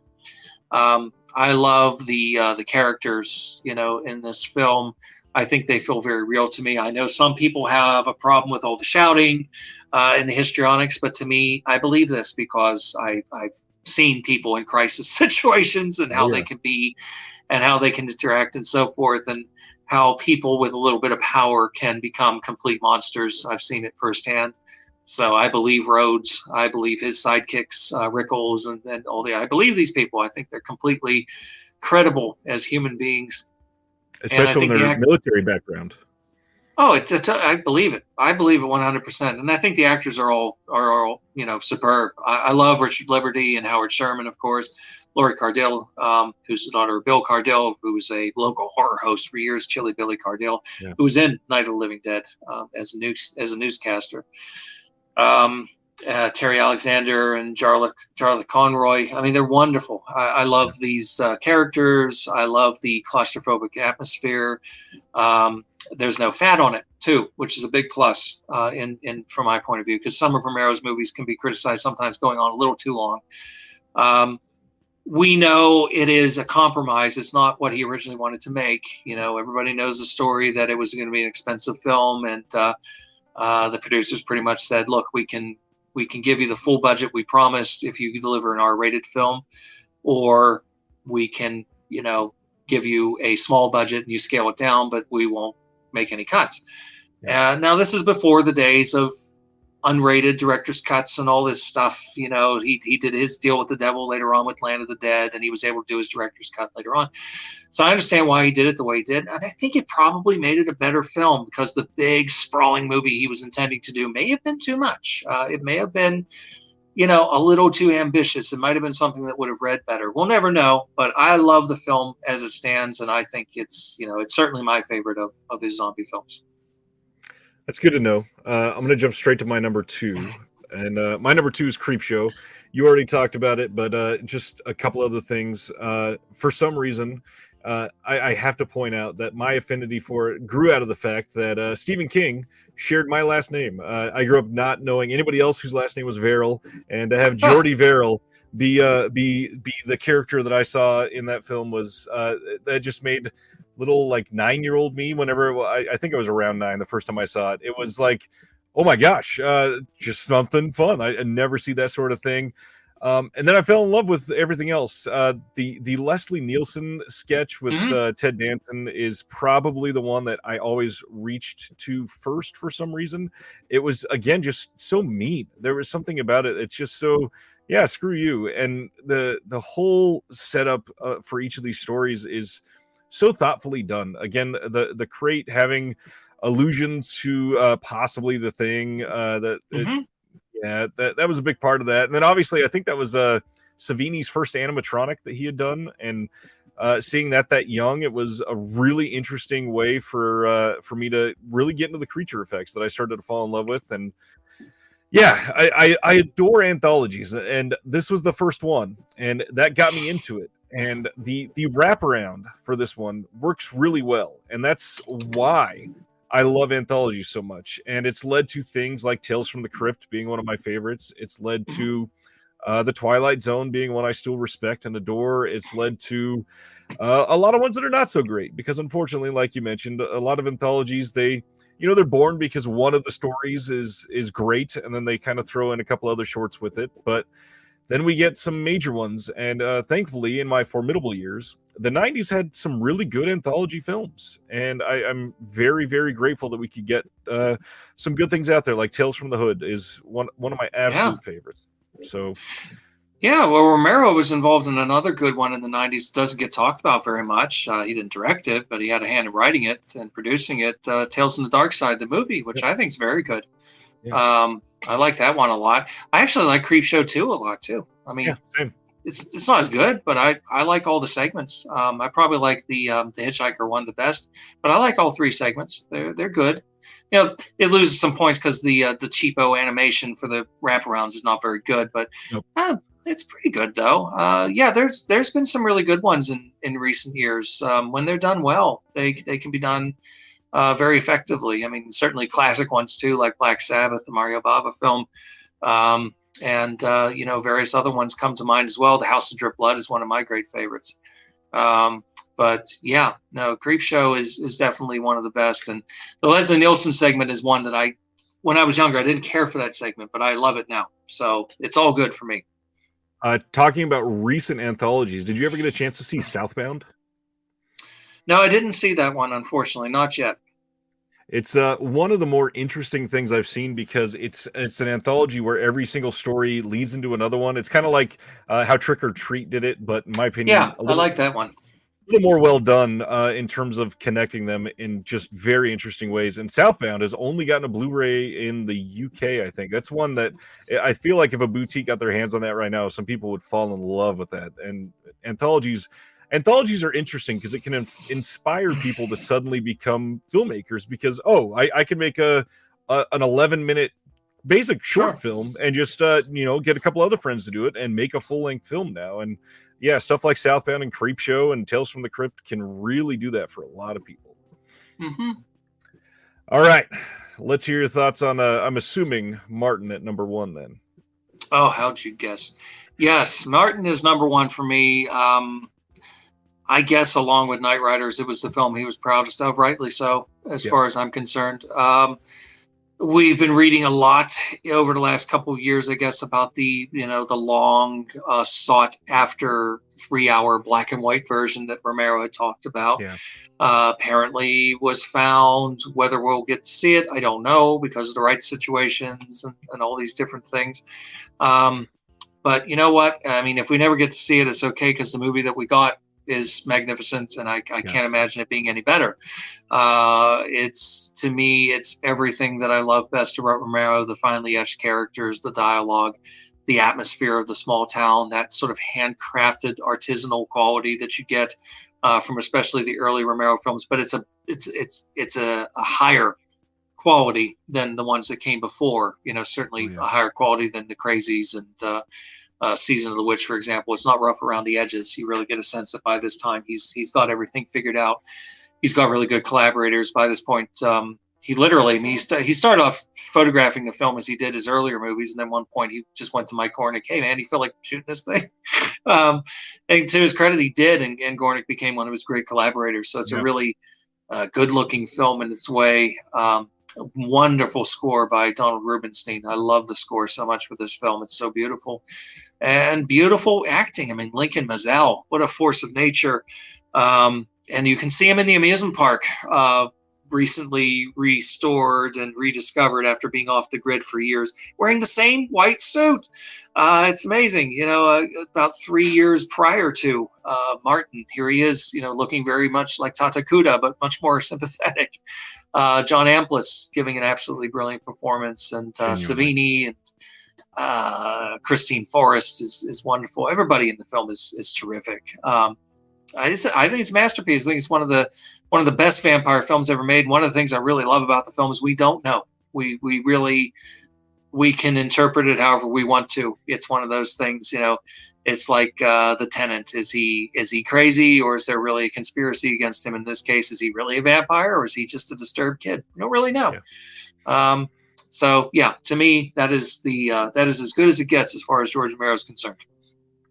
I've talked to a few people about vampire films on here in the last 6 months, and one of the things that I always go back to is that there are certain vampire films that have fairly unique scenes, and when there are memorable, unique scenes in a vampire film that you just immediately go to in your mind when you think of a vampire film, it's something that's going to stick with you for a while.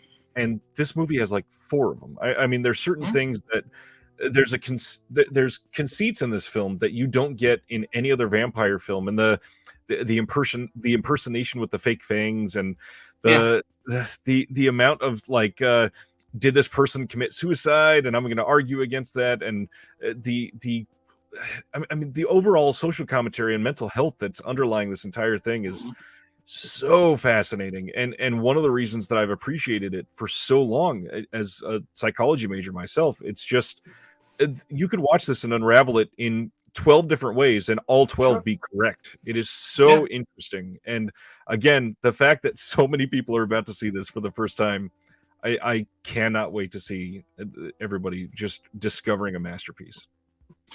Yeah, yeah. Rubenstein had it tied up for years, because he was asking for a fortune. Yeah. But fortunately, Second Sight was able to wrestle the rights away for this in Dawn of the Dead, so that we finally have definitive editions. I'm sure that this will be the definitive edition of this film as well. I'm glad that Travis Crawford was able to get involved with it. Obviously, passed away quite unexpectedly. Yeah. So he had an opportunity to do well. I don't know if it was his favorite Romero film. It may have been, but certainly my favorite. So I'm very interested to listen to what he has to say and to take in all the other extras as well, and just to re-experience this film, because it is, like I said, I don't use the word lightly. I think it's a masterpiece. I really do think that it is one of the best films of the 1970s, and that's a decade that made some of the best films ever. So that says a lot. Truly does. Finally, my number one, which is going to piss a lot of people off as well, because Dawn is not going to be on either of our lists. Day of the Dead is my number one, which I love to see it at number two for you. This is the movie that stuck with me the most when I first saw it. I think that this movie has his best dialogue. I think that Joe Pilato alone saved this movie for me. He is such a terrible villain that you immediately hate, even though he's not awful until 25 minutes into the film. He's just sort of insufferable.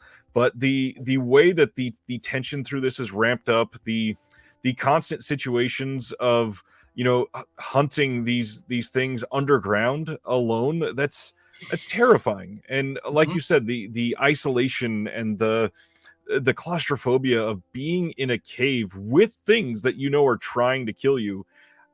It's very difficult to overcome that sort of tension and try to ramp it up in another film. And I think that he doesn't do better than this in any of his zombie films. The way that Rhodes goes through this entire film as starting as a villain and ending as like one of the worst people on the planet is crazy. But then that gore scene at the end, Savini and his masterwork at the end of this, it is astonishing to think that this was made when it was made, and they were able to accomplish what they could. And all of the stories of these were pig intestines and this room smelled so awful, the fact that they were willing to put themselves under that sort of situation, it just shows that they were dedicated to this craft. And we haven't even mentioned him at all. The idea of capturing a zombie and training it and trying to teach it speech and all that again, it's such a really great revolutionary idea in a film, especially in the mid 80s. Yeah, this is I think my favorite Romero. But then again, if I see Martin again in 4K, it might just outshine it for me, because that's up there. But yeah, Day of the Dead I think is a remarkable achievement, and to come after Night and Dawn it's a lot to live up to, and in my opinion I feel like it surpasses it. And it's supposedly a shame, because we're likely never going to get a good 4K release, because I guess the elements are kind of messed up on this one.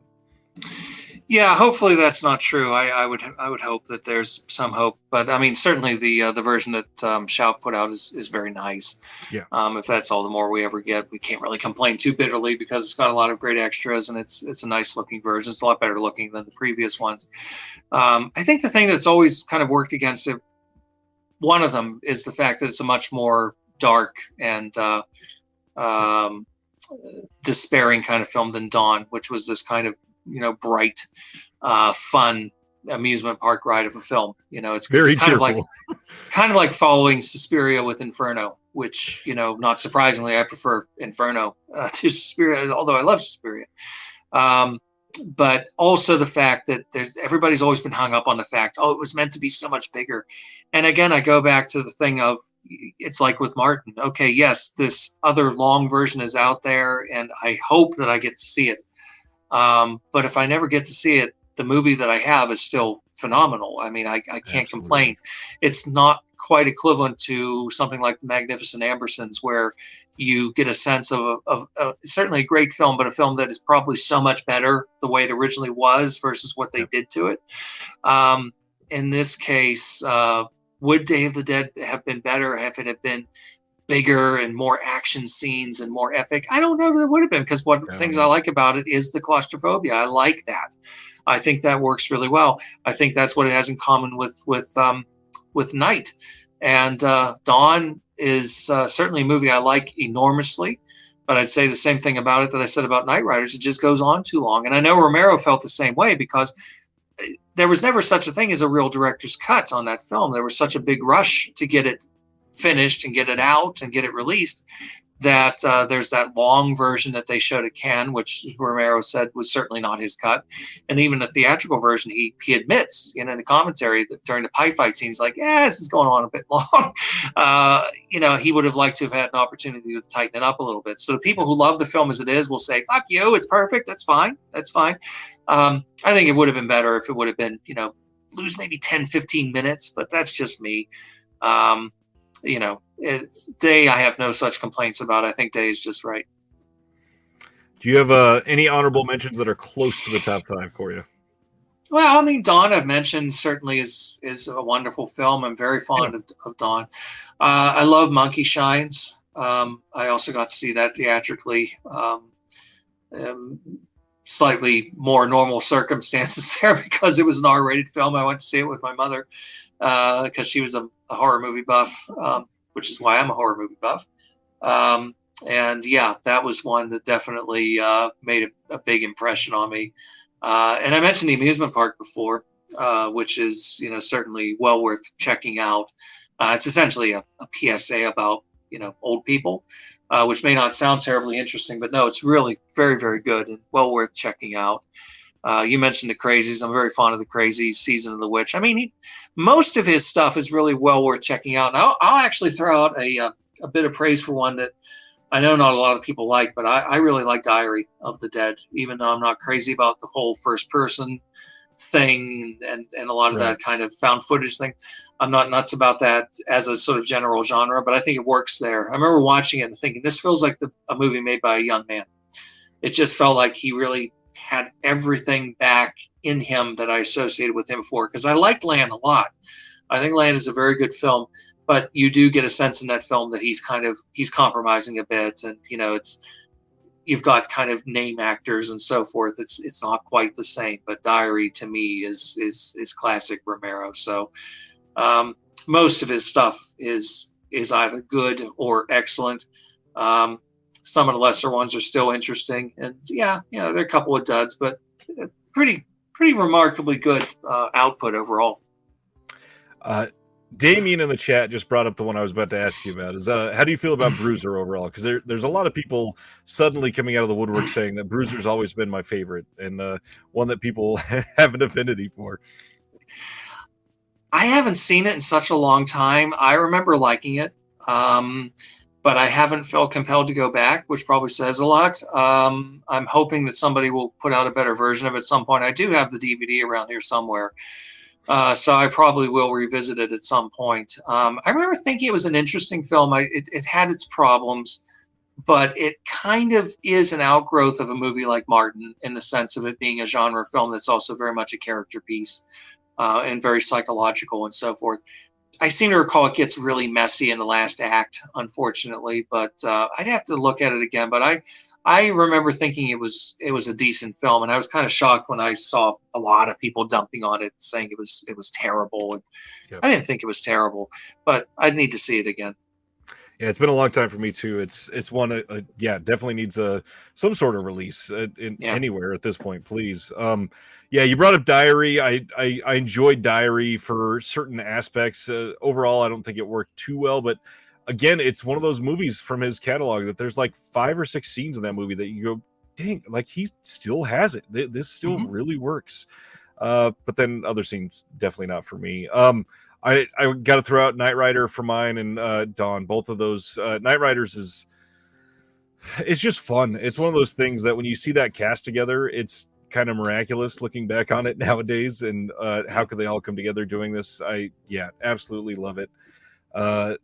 George A. Romero is just one of those. If you discover him young, there's so much to discover that it's real easy to attach to a few and hold on to them tightly for years. And it's kind of a heartwarming director when you look at it like that, because he's got just so much into him. He's got so much texture. The shame of it is there's not more, because particularly through the 90s, he talked about being under contract. I think it was Universal he was under contract with, and he had things in development, and he was on retainer, and he said he was being paid very well, but he was very frustrated because he couldn't get anything made. So there was a long period of time through the 90s where he wasn't working, and he really wanted to work, and unfortunately it just wasn't happening. There were big projects that he was really interested in doing, Pet Cemetery, for example, and various other things that, I would have loved to have seen him do. Didn't happen. He wanted to make a film of The Stand, which, could have been interesting, but there you go. But we mustn't be too greedy. He left behind a really solid body of work. And yes, I think he's somebody that is always going to have a certain degree of currency, because the things he's talking about, his sort of stock and trade with characterization and so forth, doesn't date, unfortunately. It's still very, very current and contemporary. That's the hard thing, looking back at a lot of these, when we're talking about viruses and racism and police brutality and everything else. There's always something there to grab onto, because it's, I don't know, he just had this, he had this connection with the real world, and not all directors have that, sadly. No. I think that's all we got for tonight. Troy, thank you so much for your time. This has been a remarkable conversation. I love Romero, and I'm so glad that you wanted to talk about him. Oh, yeah. Thank you. And thank you for having me on. My phone is dying, so it's a good thing we're coming to an end. Otherwise, I'd be leaving you. But yes, I've enjoyed it immensely. Thank you for having me on, and be happy to come back if you ever want me on. I will. Thank you for everything. Shout out to Mr. Whateverism to the donation tonight. And then, as usual, to the patrons that keep the channel going. Thank you for all the support. Happy to have you. And until next time, we'll see you all next Thursday. And have a good night.